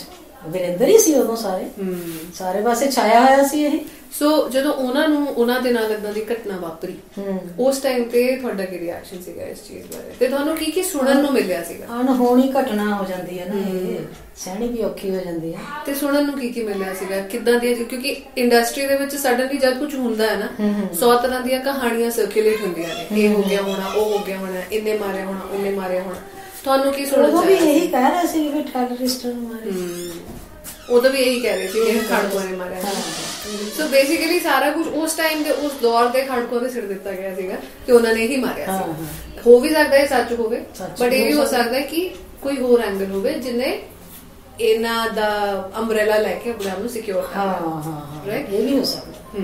ਸੋ ਤੁਹਾਨੂੰ ਕੀ ਲੱਗਦਾ ਬੇਸਿਕਲੀ, ਕਿਉਂਕਿ ਤੁਸੀਂ ਉਸ ਦੌਰ ਦੇ ਹੈਗੇ ਹੋ ਨਾ, ਮੈਂ ਤਾਂ ਹੀ ਜਾਣਨਾ ਚਾਹੁੰਦੀ ਹਾਂ ਉਸ ਟਾਈਮ ਤੇ ਉਸ ਮਾਹੌਲ ਦੇ ਵਿੱਚ ਕਿੱਦਾਂ ਦੀਆਂ ਕਹਾਣੀਆਂ ਸੁਣਨ ਨੂੰ ਮਿਲ ਰਹੀਆਂ ਸੀਗੀਆਂ?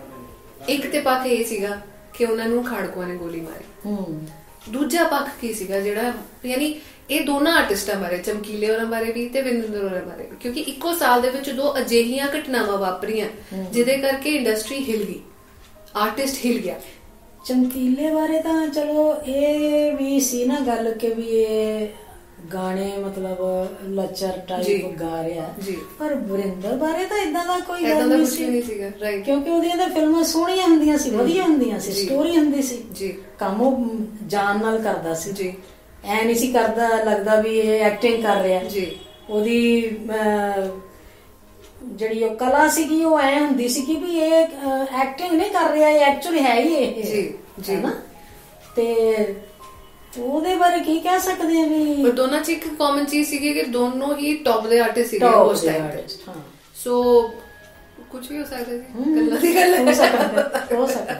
ਸੋ ਉਹਦੇ ਬਾਅਦ ਮੈਮ ਜਦੋਂ ਮਾਹੌਲ ਟਲਿਆ 80s ਤੋਂ 90s ਦੇ ਵਿੱਚ ਆਏ, ਤੇ 90s ਦੇ ਵਿੱਚ ਜਦੋਂ ਟ੍ਰਾਂਜੀਸ਼ਨ ਹੋਈ ਮਿਊਜ਼ਿਕ ਇੰਡਸਟਰੀ ਦੇ, ਉਸ ਟਾਈਮ ਤੇ ਤੁਹਾਨੂੰ ਐਜ਼ ਐਨ ਆਰਟਿਸਟ ਕੀ ਦੇਖਣ ਨੂੰ ਮਿਲਿਆ, ਕੀ ਚੇਂਜਸ ਆਏ ਤੁਹਾਡੇ ਵਾਸਤੇ?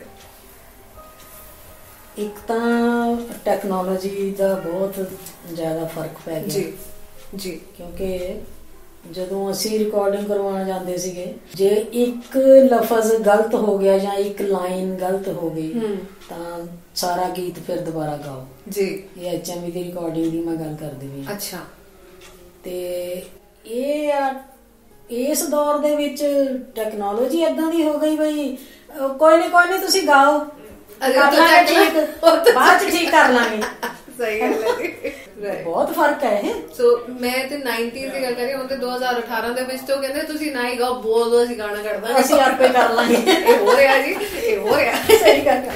ਸੋ ਇਸ ਸਾਰੀ ਡਿਊਰੇਸ਼ਨ ਦੇ ਵਿੱਚ ਜਿਹੜਾ ਮਿਊਜ਼ਿਕ ਇੰਡਸਟਰੀ ਨੇ ਚੇਂਜਸ ਦੇਖੇ ਨੇ, ਐਜ਼ ਐਨ ਆਰਟਿਸਟ ਤੁਹਾਨੂੰ ਕੀ ਲੱਗਦਾ ਕਿ ਕਿਹੜਾ ਦੌਰ ਇੱਕ ਆਰਟਿਸਟ ਵਾਸਤੇ ਬੈਟਰ ਸੀਗਾ? ਮੇਰੇ ਖਿਆਲ ਤਾਂ ਪਹਿਲੇ ਵਾਲਾ ਜ਼ਿਆਦਾ ਬੈਟਰ ਸੀ। ਕਿਉਂ ਕਹਿੰਦੇ ਹੋ ਤੁਸੀਂ? ਜਦੋਂ ਬਾਰ-ਬਾਰ ਗਾਣਾ ਰੀਟੇਕ ਹੁੰਦਾ ਸੀ ਜੀ, ਤਾਂ ਉਹਨੀ ਆਵਾਜ਼ ਵਧੀਆ ਹੁੰਦੀ ਸੀ ਜੀ।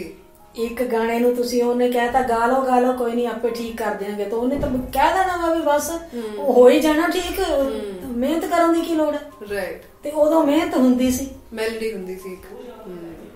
ਇੱਕ ਚੀਜ਼ ਨੂੰ ਆਪਾਂ ਇੱਕ ਵਾਰੀ ਬੋਲਤਾ, ਨਹੀਂ ਠੀਕ ਬੋਲੀ ਗਈ, ਉਹਨੇ ਕਹਿਣਾ ਬੋਲੀ ਚਲੋ ਕੋਈ ਗੱਲ ਨਹੀਂ। ਇੱਕ ਬੰਦਾ ਕਹਿ ਰਿਹਾ ਵੀ ਇਹ ਠੀਕ ਨਹੀਂ, ਇਹਨੂੰ ਠੀਕ ਕਰੋ, ਤੇ ਉਹਨੂੰ ਤੁਸੀਂ ਬੋਲੋਗੇ, ਫਿਰ ਬੋਲੋਗੇ, ਆਪਣੇ ਆਪ ਠੀਕ ਹੋਊਗੀ। ਤਾਂ ਹੀ ਉਸ ਟਾਈਮ ਦੇ ਗਾਣਿਆਂ ਦੇ ਵਿੱਚ ਇੱਕ ਪਰਫੈਕਸ਼ਨ ਹੁੰਦੀ ਸੀ, ਇੱਕ ਮੈਲੋਡੀ ਸੋਹਣੀ ਹੁੰਦੀ ਸੀ, ਸੁਣਨ ਤੇ ਬਾਰ-ਬਾਰ ਦਿਲ ਕਰਦਾ ਸੀਗਾ। ਮਿਹਨਤ ਹੁੰਦੀ ਸੀ ਕਲਾਕਾਰਾਂ ਦੀ, ਉਹ ਮਿਹਨਤ ਸਾਡੀ ਹੁਣ ਕੰਮ ਆ ਰਹੀ ਹੈ। ਕਿਸ ਤਰੀਕੇ ਨਾਲ ਦੱਸੋ ਮੈਨੂੰ। ਤੁਸੀਂ ਇਹ ਦੇਖੋ ਨਾ ਬਈ ਹੁਣ ਵਾਲੇ ਗੀਤ ਮੈਂ ਕਈ ਐਸੇ ਵੇਖੇ ਆ, ਕਈ ਕਲਾਕਾਰ ਐਸੇ ਦੇਖੇ ਆ ਵੀ ਇੱਕ ਦੋ ਚੱਲ ਗਏ ਗਾਣੇ, ਚੱਲ ਗਏ, ਮੁੜ ਕੇ ਕਲਾਕਾਰ ਲੱਭਦਾ ਹੀ ਨਹੀਂ ਵੀ ਕਿੱਥੇ ਸੀਗਾ ਜੀ, ਕੌਣ ਸੀ ਜੀ। ਤੇ ਅਸੀਂ ਮੇਰੇ ਖਿਆਲ ਚ 42 ਸਾਲ ਮੈਨੂੰ ਗਾਉਂਦੀ ਨੂੰ ਹੋ ਗਏ। ਮੇਰੇ ਗਾਣੇ ਹੁਣ ਤੱਕ ਲੋਕ ਕਹੀ ਜਾਂਦੇ ਆਹੀ ਗਾਓ, ਅਸੀਂ ਨਵਾਂ ਨਹੀਂ ਸੁਣਨਾ। ਹੁਣ ਕੱਢਣਾ ਰਵਾ ਦੇ ਕਿਉਂ ਗੀਤ ਨੂੰ। ਮੈਂ ਇੱਕ ਸਟੇਜ ਤੇ ਕਿਹਾ, ਮੈਂ ਕਿਹਾ ਵੀ ਇਹ ਗੀਤ ਨੇ ਤਾਂ ਨਾ ਬਈ ਇਹ ਹਾਲ ਹੈ ਵੀ ਮੈਂ ਮਰ ਜਾਣਾ, ਇਹ ਗੀਤ ਨੇ ਨਹੀਂ ਮਰਨਾ। ਤੁਸੀਂ ਸਾਨੂੰ ਸੁਣਾਓ ਸਰਾ ਕਿਹੜਾ ਗੀਤ ਸੀਗਾ ਇਹ ਕੱਢਵਾ ਰੁਮਾਲ, ਹੈਨਾ? ਹਾਂਜੀ। ਤੇ ਉਹ ਗਾਣਾ ਇੰਨੇ ਸਾਲਾਂ ਦਾ ਚੱਲਦਾ ਹੁਣ ਤੱਕ ਵੀ ਮੇਰੀ ਜਾਨ ਨਹੀਂ ਛੱਡ ਰਿਹਾ। ਫਿਰ ਇਹ ਮਿਹਨਤ ਕੀਤੀ ਹੋਈ ਸੀ ਜਿਹੜਾ ਹੁਣ ਤੱਕ ਚੱਲੀ ਜਾ ਰਿਹਾ। ਇਹ ਗਾਣਾ ਮੈਂ ਤੁਹਾਨੂੰ ਦੱਸਾਂ ਕਿ ਮੇਰੇ ਹਸਬੰਡ ਦਾ ਲਿਖਿਆ ਹੋਇਆ। ਅੱਛਾ ਜੀ। ਇਹ ਕੁਲਦੀਪ ਮਾਣਕ ਵਾਲੀ ਕੈਸਟ ਚੋਂ ਸੀਗਾ। ਔਰ ਕੈਸਟ ਦੀ ਖਾਸੀਅਤ ਇਹ ਸੀ, ਇੱਕ ਤਾਂ ਇਹ ਕੈਸਟ ਯੁੱਗ ਦੀ ਪਹਿਲੀ ਕੈਸਟ ਸੀ। ਦੂਸਰਾ ਇਹ ਕਿ ਆਮ ਹੁੰਦਾ ਕਿ ਇੱਕ ਰਿਕਾਰਡ ਵਿੱਚ ਜਾਂ ਇੱਕ ਕੈਸਟ ਵਿੱਚ ਇੱਕ ਗਾਣਾ ਹਿੱਟ ਹੋ ਗਿਆ ਤੇ ਸਮਝੋ ਉਹ ਕੈਸਟ ਚੱਲ ਗਈ ਜੀ। ਇਸ ਕੈਸਟ ਦੇ ਵਿੱਚ 8 ਗੀਤ ਸੀ ਔਰ 8 ਹੀ ਹਿੱਟ ਸੀ। ਅੱਛਾ ਜੀ। So it was a hit album. ਹਾਂ, very nice. ਇਹ ਅਜੇ ਤੱਕ ਮਤਲਬ ਕੰਪਨੀ ਵਾਲੇ ਵੀ ਯਾਦ ਕਰਦੇ ਆ ਤੇ ਲੋਕ ਵੀ ਯਾਦ ਕਰਦੇ ਆ। ਇਹਦੇ ਚ ਯਾਨੀ ਤੁਹਾਡੇ ਨਾਲ ਉਹਨਾਂ ਦੇ ਗਾਣੇ ਸੀਗੇ ਜਾਂ ਆਰਟਿਸਟ ਹੋਰ ਵੀ ਸੀਗੇ ਕੋਲੈਬੋਰੇਸ਼ਨ ਵਿੱਚ? ਮੇਰੇ ਤਾਂ ਮਾਨਕ ਦਾ ਹੀ ਸੀ। ਅੱਛਾ। ਮੇਰਾ ਇੱਕ ਸੋਲੋ ਸੀ, ਉਹਦੇ 2-3 ਸੋਲੋ ਸੀ ਤੇ ਬਾਕੀ ਸਾਡੇ ਡਿਊਟ ਸੀ ਔਰ 8 ਦੇ 8 ਹੀ ਹਿੱਟ ਸੀ। ਵਾਓ। ਸੋ ਜਿਹੜਾ ਤੁਹਾਡਾ ਰੁਮਾਲ ਕੱਢਣਾ ਰੁਮਾਲ ਦੇ ਗਏ ਹੋਏ, ਆਪ ਬਹਿ ਗਿਓ ਵਲੈਤ ਵਿੱਚ ਜਾ ਕੇ, ਕੀ ਲੱਭਾ ਬੇਦਰਦ ਵੇ ਸਾਡੀ ਅਲੜਾਂ ਦੀ ਨੀਂਦ ਗਵਾ ਕੇ, ਕੀ ਲੱਭਾ ਬੇਦਰਦ ਵੇ ਸਾਡੀ ਅਲੜਾਂ ਦੀ ਨੀਂਦ ਗਵਾ ਕੇ, ਕੱਢਣਾ ਰੁਮਾਲ ਦੇ ਗਿਓ ਵੇ ਜਾਗਦੇ ਨੂੰ ਆਉਣ ਸੁਪਨੇ, ਜਿਵੇਂ ਆ ਕੇ ਚੁਬਾਰੇ ਵਿੱਚ ਬੋਲੇ, ਬੀਤੀਆਂ ਵਲੈਤ ਦੀਆਂ ਵੇ ਤੂੰ ਕੰਨਾਂ ਚ ਸੁਣਾਉਂਦਾ ਫੋਲੇ, ਪਲ ਪਲ ਜਿੰਦ ਟੁੱਟਦੀ ਵੇ ਤੇਰੀ ਫੋਟੋ ਦੇ ਸਾਹਮਣੇ ਜਾ ਕੇ, ਕੀ ਲੱਭਾ ਬੇਦਰਦ ਵੇ ਸਾਡੀ ਅਲੜਾਂ ਦੀ ਨੀਂਦ ਗਵਾ ਕੇ, ਕੱਢਣਾ ਰੁਮਾਲ ਦੇ ਗਈ ਹੋਵੇ, ਕੀ ਲੱਭਾ ਬੇਦਰਦ ਵੇ ਸਾਡੀ ਅਲੜਾਂ ਦੀ ਨੀਂਦ ਗਵਾ ਕੇ, ਕੱਢਣਾ ਰੁਮਾਲ ਦੇ ਗਏ ਹੋਵੇ। ਕੀ ਬਾਤ ਹੈ, ਵੈਰੀ ਨਾਈਸ। ਤੇ ਚੱਲਣਾ ਹੀ ਸੀ ਮੈਮ, ਇਹਨੇ ਕਿਤੇ ਛੱਡਣਾ ਤਾਂ ਬਹੁਤ ਚੱਲਿਆ ਜੀ, ਚੱਲੀ ਜਾ ਰਿਹਾ। Very nice. ਸੋ ਮੈਮ ਇਹ 10 ਸਾਲ ਦਾ ਜਿਹੜਾ ਤੁਸੀਂ ਗੈਪ ਦਿੱਤਾ, ਇਸ ਗੈਪ ਦੇ ਬਾਅਦ ਫਿਰ ਤੋਂ ਤੁਸੀਂ ਸ਼ੁਰੂ ਕਰਨ ਦੇ ਬਾਰੇ ਕਿਵੇਂ ਸੋਚਿਆ? ਮੈਨੂੰ ਇੱਕ ਕਾਲ ਆਈ ਮਾਨਸਾ ਤੋਂ। ਮਾਨਸਾ ਪਿੰਡ ਤੋਂ? ਅੱਛਾ ਜੀ। ਮਾਨਸਾ ਮੰਡੀ ਹੈ ਵੈਸੇ ਤਾਂ। ਮਾਨਸਾ ਮੰਡੀ, ਅੱਛਾ ਜੀ। ਉਹ ਕਹਿੰਦੇ ਵੀ ਅਸੀਂ ਪੁਰਾਣੇ ਆਰਟਿਸਟਾਂ ਨੂੰ ਸਨਮਾਨ ਦੇ ਰਹੇ ਹਾਂ। ਅੱਛਾ ਜੀ। ਤੇ ਸਾਨੂੰ ਪਤਾ ਲੱਗਿਆ ਵੀ ਤੁਸੀਂ ਅੱਜ ਕੱਲ ਇੰਡੀਆ ਚੋਂ, ਅੱਛਾ ਜੀ, ਤੇ ਵੀ ਤੁਸੀਂ ਆਓ। ਤੇ ਮੈਂ ਮਨਾ ਕਰਤਾ। ਮੈਂ ਕਿਹਾ ਜੀ ਮੈਂ ਤਾਂ ਕੰਮ ਛੱਡੇ ਨੂੰ ਬਹੁਤ ਦੇਰ ਹੋ ਗਈ, ਵੀ ਮੈਨੂੰ ਤਾਂ ਮੁਸ਼ਕਲ ਲੱਗਦਾ। ਫੋਨ ਬੰਦ ਹੋ ਗਿਆ, ਘੰਟੇ ਕੇ ਬਾਅਦ ਫੇਰ ਆ ਗਿਆ ਵੀ ਨਹੀਂ ਅਸੀਂ ਤੁਹਾਨੂੰ ਜ਼ਰੂਰ ਬੁਲਾਉਣਾ ਵਾ ਤੇ ਤੁਸੀਂ ਜ਼ਰੂਰ ਆਓ। ਮੈਂ ਫੇਰ ਮਨਾ ਕਰਤਾ। ਤੀਸਰੀ ਵਾਰੀ ਫੇਰ ਫੋਨ ਆਇਆ, ਉਹ ਕਹਿੰਦੇ ਮੈਡਮ ਕੁਛ ਵੀ ਨਾ ਕਰਿਓ, ਤੁਸੀਂ ਆ ਜਾਓ। ਤੁਸੀਂ ਗਾਇਓ ਨਾ ਤਾਂ ਤੁਸੀਂ ਕੁਛ ਨਾ ਕਰਿਓ, ਬੋਲਿਓ ਵੀ ਨਾ, ਵੀ ਤੁਸੀਂ ਆ ਜਾਓ, ਵੀ ਸਾਨੂੰ ਇਹ ਚਾਹੀਦਾ ਵੀ ਸਾਡੀ ਸਟੇਜ ਤੇ ਤੁਸੀਂ ਆਏ ਹੋ ਤਾਂ ਅਸੀਂ ਸਨਮਾਨ ਕੀਤਾ। ਮੈਂ ਕਿਹਾ ਜੀ ਚਲੋ। ਫਿਰ ਮੈਨੂੰ ਵੀ ਹੋਇਆ ਵੀ ਜੇ ਇੰਨਾ ਕਹਿੰਦੇ ਤੇ ਜਾ ਲੈਣਾ ਚਾਹੀਦਾ ਯਾਰ। ਤਾਂ ਮੈਂ ਫਿਰ ਗਈ। ਇਹ ਮੈਨੂੰ ਯਾਦ ਹੈ 6 ਜਨਵਰੀ 17 ਦੀ ਗੱਲ ਹੈ। ਲਾਸਟ ਈਅਰ ਦੀ ਗੱਲ, ਲਾਸਟ ਟੂ ਲਾਸਟ ਈਅਰ 2019 ਚੱਲ ਰਿਹਾ। 18 ਸੀ 18 ਮੈਂ ਗਈ ਆ ਉੱਥੇ। ਤੇ ਤੁਸੀਂ ਇਹ ਦੇਖੋ ਵੀ ਇੰਨਾ ਉਹਨਾਂ ਨੇ ਮਾਣ ਇੱਜ਼ਤ ਪਿਆਰ ਦਿੱਤਾ ਵੀ ਮੈਂ ਹੈਰਾਨ ਹੋ ਗਈ ਵੀ ਇੰਨੇ ਚਿਰਾਂ ਬਾਅਦ ਅਜੇ ਵੀ ਲੋਕ ਮੈਨੂੰ ਜਾਣਦੇ ਪਛਾਣਦੇ ਆ ਹੈਨਾ। ਰਾਈਟ। ਵੀ ਬਹੁਤ ਹੀ ਸਤਿਕਾਰ ਕੀਤਾ ਉਹਨਾਂ ਨੇ। ਰਾਈਟ। ਫਿਰ ਹੁਣ ਇਹ ਹੋ ਗਿਆ ਵੀ ਜੇ ਹੁਣ ਆਏ ਆ ਤਾਂ ਮੈਡਮ ਇੱਕ ਗਾਣਾ ਵੀ ਸੁਣਾ ਦੇ ਹੈ ਨਾ ਵੀ ਚਲੋ ਹੋਰ ਕੋਈ ਨਹੀਂ ਕੱਢਣਾ ਮਾਰ ਦੇਗੇ ਸੁਣਾ ਦੇ। ਫਿਰ ਉਹ ਮੈਨੂੰ ਗਾਉਣਾ ਪਿਆ ਜੀ। ਔਰ ਉਸ ਵੇਲੇ ਮੇਰਾ ਹਾਲ ਇਹ ਸੀਗਾ ਵੀ ਮੈਨੂੰ ਐ ਲੱਗਦਾ ਸੀ ਵੀ ਮੈਂ ਗਾ ਲੂੰਗੀ ਹਨਾ ਵੀ ਛੱਡਿਆ ਹੋਇਆ ਨਹੀਂ ਦੇਰ ਦਾ ਮੈਨੂੰ ਵੀ ਗਾਣਾ ਵੀ ਪੂਰਾ ਯਾਦ ਨਹੀਂ ਹੋਣਾ ਵੀ ਮੈਂ ਗਾ ਲਊਂਗੀ। ਹੈਰਾਨ ਹੋ ਗਈ ਮੈਂ ਆਪਣੇ ਆਪ। ਫਿਰ ਮੈਂ ਕਿਹਾ ਮੈਂ ਨਾ ਗਾਣਾ ਤਾਂ ਪੈਣਾ ਹੀ ਆ ਸੂਲੀ ਚੜ ਗਏ ਆ। ਫਿਰ ਮੈਂ ਜੀ ਗਾਇਆ ਜੀ। ਉਸ ਤੋਂ ਬਾਅਦ ਤੁਸੀਂ ਸੋਚੋ ਵੀ ਮੇਰਾ ਆਪਣਾ ਰੋਣਾ ਨਿਕਲ ਗਿਆ ਉੱਥੇ ਦੂਜਿਆਂ ਬੰਦਿਆਂ ਦਾ ਸਤਿਕਾਰ ਵੇਖ ਕੇ ਹੈਨਾ। ਫਿਰ ਮੇਰੇ ਮਨ ਨੂੰ ਨਾ ਧੱਕਾ ਜਿਹਾ ਲੱਗਿਆ ਮੈਂ ਮਨਾ ਲੋਕ ਇੰਨਾ ਪਿਆਰ ਕਰਦੇ ਮੈਂ ਐਵੇਂ ਲੁਕੀ ਬੈਠੀ ਆ ਵੀ ਮੈਂ ਕਾਹਦੇ ਲਈ। ਫਿਰ ਉਹ ਕਹਿੰਦੇ ਜੀ ਜਿਵੇਂ ਮਰਜ਼ੀ ਆ ਕੁਛ ਵੀ ਹੋ ਜਾਏ ਤੁਸੀਂ ਗਾਣਾ ਦੁਬਾਰਾ ਸ਼ੁਰੂ ਕਰੋ। ਉੱਥੇ ਜਿਹੜੇ ਬੰਦੇ ਨੇ ਸਾਡੇ ਨਾਲ ਡੀਲ ਕੀਤਾ ਸੀ ਬਲਜਿੰਦਰ ਸੰਗੀਲਾ ਨਾਂ ਉਹਦਾ। ਉਹ ਆਰਟਿਸਟ ਵੀ ਹੈ, ਸਿੰਗਰ ਵੀ ਹੈ, ਰਾਈਟਰ ਵੀ ਹੈ। ਉਹਦੇ ਕਹਿਣ ਦੇ ਮੁਤਾਬਕ ਅਸੀਂ ਉੱਥੇ ਗਏ ਸੀ ਤਾਂ ਉਹਨੇ ਵੀ ਕਿਹਾ ਕਹਿੰਦਾ ਮੈਡਮ ਲੋਕ ਇੰਨਾ ਚਾਹੁੰਦੇ ਆ ਤੁਸੀਂ ਕਿਉਂ ਲੁਕੇ ਬੈਠੇ ਹੋ ਵੀ ਕਰੋ ਸ਼ੁਰੂ ਰੱਬ ਦਾ ਨਾਮ ਲਓ ਤੇ ਸ਼ੁਰੂ ਕਰ ਦਿਓ। ਫਿਰ ਮੈਂ ਕਿਹਾ ਸੋਚਿਆ ਵੀ ਮੈਂ ਕਿਹਾ ਮਨਾ ਹੰਬਲਾ ਮਾਰਨਾ ਚਾਹੀਦਾ। ਅੱਛਾ ਘਰ ਆ ਕੇ ਫਿਰ ਅਸੀਂ ਸਲਾਹ ਕੀਤੀ। ਫਿਰ ਮੇਰਾ ਬੇਟਾ ਮਨਦੀਪ ਹੈ ਵੈਸੇ ਉਹਦਾ ਨਾਮ ਜੀ, ਇੱਕ ਆ ਬੈਠਾ ਰਵਿੰਦਰ ਜਿੰਮੀ। ਇਹਨਾਂ ਦੋਨਾਂ ਨੇ ਕਿਹਾ ਵੀ ਚੱਕ ਦਿਓ ਫੱਟੇ ਕਰ ਦਿਓ ਸ਼ੁਰੂ ਜੇ ਹੋਊਗਾ ਦੇਖੀ ਜਾਊਗੀ। ਹੁਣ ਇਹ ਹੰਬਲਾ ਮਾਰਿਆ ਇਹਨਾਂ ਦੇ ਹਿੰਮਤ ਦੇਣ ਨਾਲ ਤਾਂ ਮੈਂ ਦੁਬਾਰਾ ਸ਼ੁਰੂ ਕਰ ਦਿੱਤਾ। ਤੇ ਜਦੋਂ ਤੁਸੀਂ ਸ਼ੁਰੂ ਕਰਨ ਦੀ ਪਲਾਨਿੰਗ ਕਰ ਲਈ ਤੇ ਫਿਰ ਕਿਹਨੂੰ ਅਪਰੋਚ ਕੀਤਾ, ਲਿਰਿਕਸ ਕਿੱਦਾਂ ਮਿਲੇ, ਕੀ ਕਿੱਦਾਂ ਬਣਿਆ ਸਬਬ ਸਾਰਾ? ਜਿਹੜੇ ਮੇਰੇ ਪਹਿਲਾਂ ਚੱਲੇ ਹੋਏ ਅਜੇ ਤਾਂ ਉਹੀ ਚੱਲੀ ਜਾ ਰਹੇ ਆ। ਅੱਛਾ ਜੀ। ਫਿਰ ਆ ਜਿਹੜਾ ਹੁਣ ਗੀਤ ਆ ਰਿਕਾਰਡ ਕੀਤਾ ਅਸੀਂ ਹਾਂਜੀ ਫਿਰ ਇਹ ਰਾਈਟਰ ਭੰਗੂ ਫਲੇੜੇ ਵਾਲਾ। ਅੱਛਾ ਜੀ। ਇਹ ਆਇਆ ਅੱਛਾ ਮੇਰਾ ਗੀਤ ਯਾਨੀ ਜਾਣ ਪਛਾਣ ਅਸੀਂ ਕਿਹਾ ਵੀ ਮੈਨੂੰ ਗੀਤ ਬੜਾ ਅੱਛਾ ਲੱਗਿਆ। ਅੱਛਾ ਜੀ। ਰਾਈਟ। ਫਿਰ ਸੁਖ ਚਮਕੀਲਾ ਆਰਟਿਸਟ ਹੈ ਜੀ, ਉਹਨੇ ਕੰਪੋਜ਼ ਬਣਾਈ, ਉਹ ਵੀ ਮੈਨੂੰ ਬੜੀ ਵਧੀਆ ਲੱਗੀ। ਰਾਈਟ। ਫਿਰ ਮੇਰਾ ਮੂਡ ਹੋ ਗਿਆ ਵੀ ਇਹ ਗਾਣਾ ਗਾਣਾ ਚਾਹੀਦਾ। ਰਾਈਟ। ਉਹ ਗਾਇਆ ਤਾਂ ਉਹ ਹਿੱਟ ਵੀ ਹੋ ਗਿਆ। Very nice. ਤੇ ਰਿਕਾਰਡਿੰਗ ਵੀ ਵਧੀਆ ਹੋਈ ਹੈ, ਬਹੁਤ ਸੋਹਣਾ ਚੱਲ ਰਿਹਾ। ਕਿੱਥੇ? ਲੁਧਿਆਣੇ ਰਿਕਾਰਡਿੰਗ ਕੀਤੀ ਸੀ? ਹਾਂਜੀ ਹਾਂ।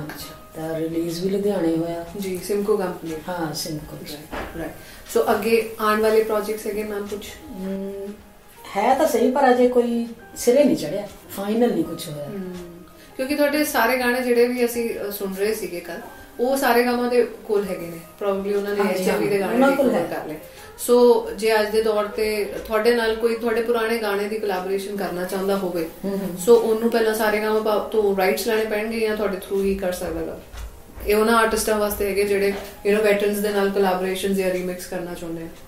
ਮੇਰਾ ਖਿਆਲ ਤਾਂ ਸਾਰੇ ਗਾਵਾਂ ਤੋਂ ਰਾਈਟਸ ਲੈਣੇ ਕਿਉਂਕਿ ਉਹ ਨਾਮੀ ਕੰਪਨੀ ਆ ਤਾਂ ਉਹ ਸਾਨੂੰ ਪੇ ਕਰਦੇ ਆ ਤਾਂ ਕੁਦਰਤੀ ਆ ਬਈ ਉਹਨਾਂ ਨੂੰ ਪਹਿਲਾਂ ਪੁੱਛਣਾ ਪੈਂਦਾ।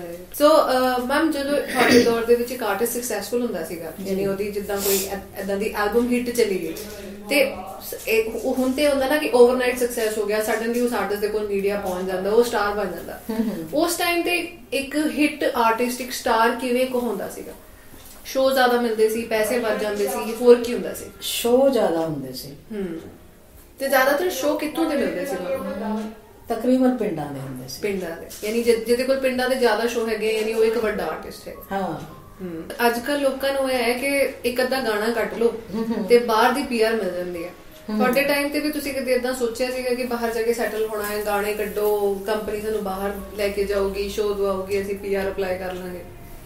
ਉਦੋਂ ਤਾਂ ਏਦਾਂ ਨਹੀਂ ਸੀ ਹੁੰਦਾ, ਗਾਣਿਆਂ ਦਾ ਤਾਂ ਕੋਈ ਮਤਲਬ ਨਹੀਂ ਸੀ। ਜਿੱਦਾਂ ਤੁਸੀਂ ਕਿਹਾ ਤੁਹਾਨੂੰ ਸ਼ੋ ਮਿਲਿਆ ਹੋਇਆ ਤੁਸੀਂ ਬਾਹਰ ਚਲੇ ਗਏ ਯੂ نو ਆਮ ਤੌਰ ਤੇ ਦੇਖਿਆ ਗਿਆ ਹੈ ਕਿ ਲੋਕੀ ਯਾਨੀ ਗਾਣੇ ਕੱਢ ਇਸ ਲਈ ਰਹੇ ਨੇ ਕਿਉਂਕਿ ਅੱਜ ਕੱਲ ਕਹਿੰਦੇ ਆਇਲਟਸ ਤੇ ਕਲੀਅਰ ਹੁੰਦਾ ਨਹੀਂ, ਪੰਜਾਬੀ ਗਾਣਾ ਕੱਢ ਲਓ ਸ਼ੋਅ ਤੇ ਮਿਲ ਹੀ ਜਾਂਦਾ ਜਾਂ ਪ੍ਰਮੋਟਰ ਦੇ ਨਾਲ ਬਾਹਰ ਚਲੇ ਜਾਵੇ। ਸੋ ਉਹ ਵਾਲੀ ਵੀ ਇੱਕ ਮੈਂਟੈਲਿਟੀ ਹੈਗੀ ਹੈ। ਤੁਹਾਡੇ ਦੌਰ ਦੇ ਵਿੱਚ ਏਦਾਂ ਦੀ ਕੋਈ ਮੈਂਟੈਲਿਟੀ ਹੁੰਦੀ ਸੀ ਕਿ ਬਾਹਰ ਸ਼ੋਅ ਮਿਲੇਗਾ ਉੱਥੇ ਜਾ ਕੇ ਬਸ ਜਾਵਾਂਗੇ? ਨਹੀਂ, ਏਦਾਂ ਦਾ ਕੁਝ ਨਹੀਂ ਸੀ। ਚਾਹ ਸੀਗਾ ਤੁਹਾਨੂੰ ਬਾਹਰ ਬਸਣ ਦਾ? ਹਾਂ, ਇਹ ਤਾਂ ਹੁੰਦਾ ਸੀਗਾ ਵੀ ਫੋਰਨ ਚੱਲੇ ਆ ਜੀ, ਜਹਾਜ਼ 'ਚ ਬੈਠਾਂਗੇ ਹੈ ਨਾ। ਸੋ ਤੁਹਾਡੀ ਪਹਿਲੀ ਜਰਨੀ ਕਿੱਥੇ ਦੀ ਸੀਗੀ ਓਵਰਸੀਜ਼? ਪਹਿਲੀ ਸਾਡੀ ਕੈਨੇਡਾ ਸੀ, ਵੈਨਕੂਵਰ ਜੀ। ਕੈਨੇਡਾ ਗਿਆ ਵਿੱਚ ਕਿੱਦਾਂ ਦੀ ਜਰਨੀ ਸੀਗੀ? ਕਿਹੜਾ ਸਨ ਸੀਗਾ ਉਹ? ਸਨ ਨਹੀਂ ਮੇਰੇ ਯਾਦ ਹੈ। ਸਾਡੇ ਇੱਥੇ ਨਜ਼ਦੀਕ ਪਿੰਡ ਹੈ ਬੱਲੋਵਾਲ, ਉੱਥੇ ਦੇ ਅਸੀਂ ਤਾਂ ਉਹਨਾਂ ਨੂੰ ਪਾਪਾ ਹੀ ਕਹਿੰਦੇ ਹੁੰਦੇ ਸੀ। ਉਹ ਇਹਦੇ ਛਿੰਦੇ ਦੇ ਵਾਕਫ ਸੀ। ਅੱਛਾ ਜੀ। ਤਾਂ ਉਹਦੇ ਉਧਰ ਜਵਾਈ ਸੀ। ਅੱਛਾ। ਉਹਨਾਂ ਨੇ ਪਹਿਲਾ ਸਾਡੇ ਜਿਹੜੇ ਸ਼ੋਅ ਹੈ ਉਹ ਉਹਨਾਂ ਨੇ ਅਰੇਂਜ ਕੀਤੇ ਸੀ। ਅੱਛਾ। ਤੇ ਉਹਨਾਂ ਦੇ ਥਰੂ ਅਸੀਂ ਗਏ ਸੀ। ਰਾਈਟ। ਸੋ ਉੱਥੇ ਜਾ ਕੇ ਵੈਨਿਊਜ਼ ਕਿਹੜੇ ਹੁੰਦੇ ਸੀਗੇ? ਕਿਸ ਤਰੀਕੇ ਦਾ ਤੁਹਾਡਾ ਉੱਥੇ ਯਾਨੀ ਸਰਕਾਰ ਵੱਲੋਂ ਸਪੋਰਟ ਮਿਲਦਾ ਸੀਗਾ?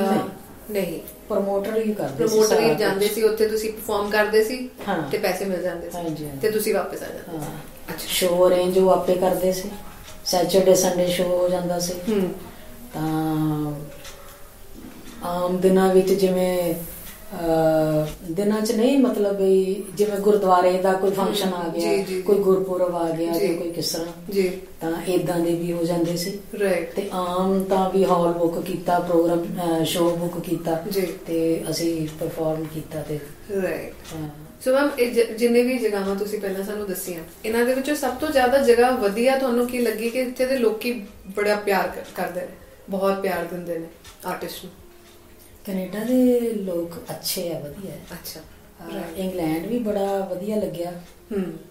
ਲੋਕ ਤਾਂ ਮਤਲਬ ਜਿਹੜੇ ਇੱਧਰੋਂ ਉੱਧਰ ਜਾਂਦੇ ਆ ਨਾ, ਉਹਨਾਂ ਨੂੰ ਕੁਝ ਇੱਧਰਲੇ ਕਲਾਕਾਰਾਂ ਨੂੰ ਮਿਲਣ ਦਾ ਜ਼ਿਆਦਾ ਸ਼ੌਕ ਹੁੰਦਾ ਹੈ ਨਾ। ਫਿਰ ਪਿਆਰ ਉਹਨਾਂ ਨੂੰ ਐ ਹੁੰਦਾ ਵਾ ਵੀ ਇਹ ਸਾਡੇ ਮੁਲਕ ਚੋਂ ਆਏ ਹੈ ਨਾ। ਇਹ ਮਾਣ ਇੱਜ਼ਤ ਤਾਂ ਬਹੁਤ ਕਰਦੇ ਆ, ਬਹੁਤ ਵਧੀਆ। ਸੋ ਅੱਜ ਦੇ ਤੌਰ ਤੇ ਮੈਮ ਜੇ ਅਸੀਂ ਤੁਹਾਨੂੰ ਬੋਲੀਏ ਤੁਸੀਂ ਵਾਪਸ ਆਪਣੀ ਬੇਟੀ ਦੇ ਕੋਲ ਜਾਓ ਤੇ ਉੱਥੇ ਲੋਕਾਂ ਨੂੰ ਦੱਸੋ ਕਿ ਮੈਂ ਗਾਇਕ ਹੈਗੀ ਹਾਂ, ਤੇ ਤੁਹਾਨੂੰ ਲੱਗਦਾ ਹੈ ਕਿ ਤੁਹਾਡੇ ਲਈ ਕਮਰਸ਼ੀਅਲੀ ਉਹ ਚੀਜ਼ ਬਹੁਤ ਬੈਨੀਫੀਸ਼ੀਅਲ ਹੋਊਗੀ? ਉੱਥੇ ਲੋਕੀ ਹੋਣਗੇ ਏਦਾਂ ਦੇ ਜਿਨ੍ਹਾਂ ਨੇ ਯੂ نو ਤੁਹਾਨੂੰ ਕਹਿਣਾ ਹੈ ਕਿ ਹਾਂਜੀ ਮੈਮ ਤੁਸੀਂ ਕਿੱਥੇ ਸੀਗੇ, ਆਓ ਸ਼ੋਅ ਕਰੋ, ਯੂ نو ਏਦਾਂ ਦਾ ਤੁਹਾਡਾ ਦਿਲ ਕਰਦਾ ਹੈ ਕਿ ਮੈਂ ਇਹ ਕਰਾਂ? ਮੇਰਾ ਅਜੇ ਤਾਂ ਮੂਡ ਇਹ ਹੈ ਕਿ ਅਜੇ ਪਹਿਲਾਂ ਵੀ ਇੰਨੇ ਸਾਲਾਂ ਬਾਅਦ ਜਿਹੜਾ ਸ਼ੁਰੂ ਕੀਤਾ ਹੈ, ਪਹਿਲਾਂ ਇੱਥੇ ਗਰਾਊਂਡ ਬਣਾ ਕੇ ਪੱਕੀ ਕਰ ਲਈਏ ਫਿਰ ਉੱਧਰ ਜਾਈਏ। ਰਾਈਟ। ਸੋ ਤੁਸੀਂ ਖੁਦ ਚਾਹੁੰਦੇ ਹੋ ਕਿ ਤੁਸੀਂ ਸਮਾਜਿਕ ਗਾਣੇ ਕੱਢੋ, ਇਹ ਚਾਹੁੰਦੇ ਹੋ, ਜਾਂ ਤੁਸੀਂ ਕਮਰਸ਼ੀਅਲੀ ਵੀ ਗਾਣੇ ਕੱਢਣਾ ਚਾਹੋਗੇ? ਨਹੀਂ, ਕਮਰਸ਼ੀਅਲ ਵੀ ਕੱਢਾਂਗੇ ਪਰ ਬਹੁਤਾ ਰੁਝਾਨ ਇਹਨਾਂ ਵੱਲ ਹੈ। ਅੱਛਾ। ਸੋ ਕਿਸੇ ਖਾਸ ਕੰਪਨੀ ਦੇ ਨਾਲ ਤੁਹਾਡਾ ਟਾਈ ਅਪ ਹੈ? ਨਹੀਂ, ਏਦਾਂ ਕੋਈ ਨਹੀਂ, ਇੰਡੀਪੈਂਡੈਂਟ ਆਰਟਿਸਟ ਹੈ। ਅੱਜ ਦੇ ਦੌਰ ਦਾ ਤੁਹਾਡਾ ਫੇਵਰਿਟ ਸਿੰਗਰ ਕਿਹਨੂੰ ਸੁਣਦੇ ਹੋ? ਕੌਣ ਪਸੰਦ ਹੈ ਤੁਹਾਨੂੰ? ਮੈਂ ਸੁਣਦੀ ਹਾਂ ਜੀ ਸਰਦੂਲ ਸਿਕੰਦਰ। ਉਹ ਅੱਜ ਦੇ ਦੌਰ ਦੇ ਤਾਂ ਨਹੀਂ ਹੈ, ਉਹ ਮੇਰੇ ਦੌਰ ਦਾ, ਲੇਕਿਨ ਮੈਨੂੰ ਉਹਦੀ ਗਾਇਕੀ ਹੁਣ ਵੀ ਪਸੰਦ ਹੈ, ਮੈਂ ਹੁਣ ਵੀ ਸੁਣਦੀ ਹਾਂ।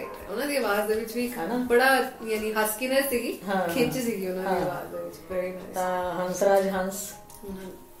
ਅੱਜ ਦੀ ਗੱਲ ਕਰੋ ਮੈਮ, 2018 ਦੀ। ਅੱਛਾ, 2018। ਹੁਣੇ ਰੇਡੀਓ ਤੇ ਸੁਣਦੇ ਹੋਵੋਗੇ ਤੁਸੀਂ? ਮੈਂ ਹੁਣੇ ਵੀ ਸੁਣਿਆ ਸੀਗਾ ਤੁਹਾਡੇ ਲੱਗਿਆ। ਹਾਂ, ਮੈਂ ਇੱਕ ਤਾਂ ਅਮਰਿੰਦਰ ਗਿੱਲ ਦੇ ਮੈਂ ਗਾਣੇ 3-4 ਦਿਨ ਦੇ ਬਹੁਤ ਸੁਣ ਰਹੀ ਹਾਂ ਜੀ।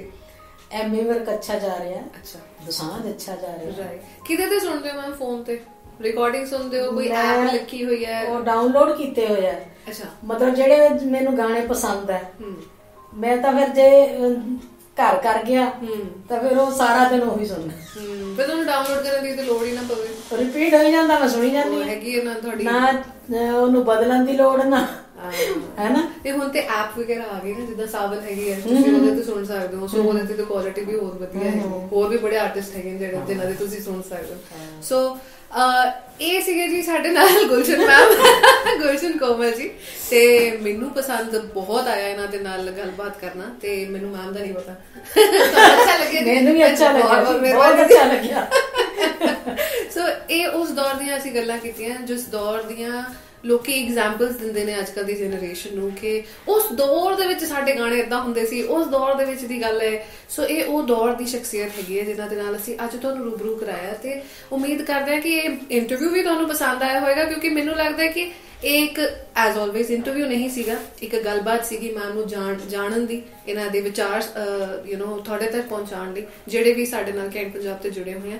ਸੋ ਗੁਲਸ਼ਨ ਮੈਮ, ਜਾਂਦੇ ਜਾਂਦੇ ਇੱਕ ਖੂਬਸੂਰਤ ਜਿਹਾ ਗੀਤ ਤੁਹਾਡਾ ਹੋਰ। ਉੱਡ ਗਈ ਵੇ ਗੱਲ ਉੱਡ ਗਈ ਹਾਣ ਦਿਆ, ਉੱਡ ਗਈ ਵੇ ਗੱਲ ਉੱਡ ਗਈ ਹਾਣ ਦਿਆ, ਲੁਕ ਲਾਈਆਂ ਅੱਖੀਆਂ ਦੀ ਗੱਲ ਉੱਡ ਗਈ ਹਾਣ ਦਿਆ, ਉੱਡ ਗਈ ਵੇ ਗੱਲ ਉੱਡ ਗਈ ਹਾਣ ਦਿਆ, ਉੱਡ ਗਈ ਵੇ ਗੱਲ ਉੱਡ ਗਈ ਹਾਣ ਦਿਆ, ਉੱਡ ਗਈ ਵੇ ਗੱਲ ਉੱਡ ਗਈ ਹਾਣ ਦਿਆ, ਉੱਡ ਗਈ ਵੇ ਗੱਲ ਉੱਡ ਗਈ ਹਾਣ ਦਿਆ। ਗੱਲ ਕੀ ਸੀ ਜਿਹੜੀ ਉੱਡੀ ਉਹ ਗੱਲ ਕੀ ਸੀ? ਜੀ ਉਹ ਸੀਕ੍ਰੇਟ ਹੋ ਰਿਹਾ। On that note, thanks for watching Kent Punjab. Stay connected with us. Thank you ma'am. Okay, thank you. Don't forget to subscribe Kent Punjab channel and hit bell icon for more Bollywood updates.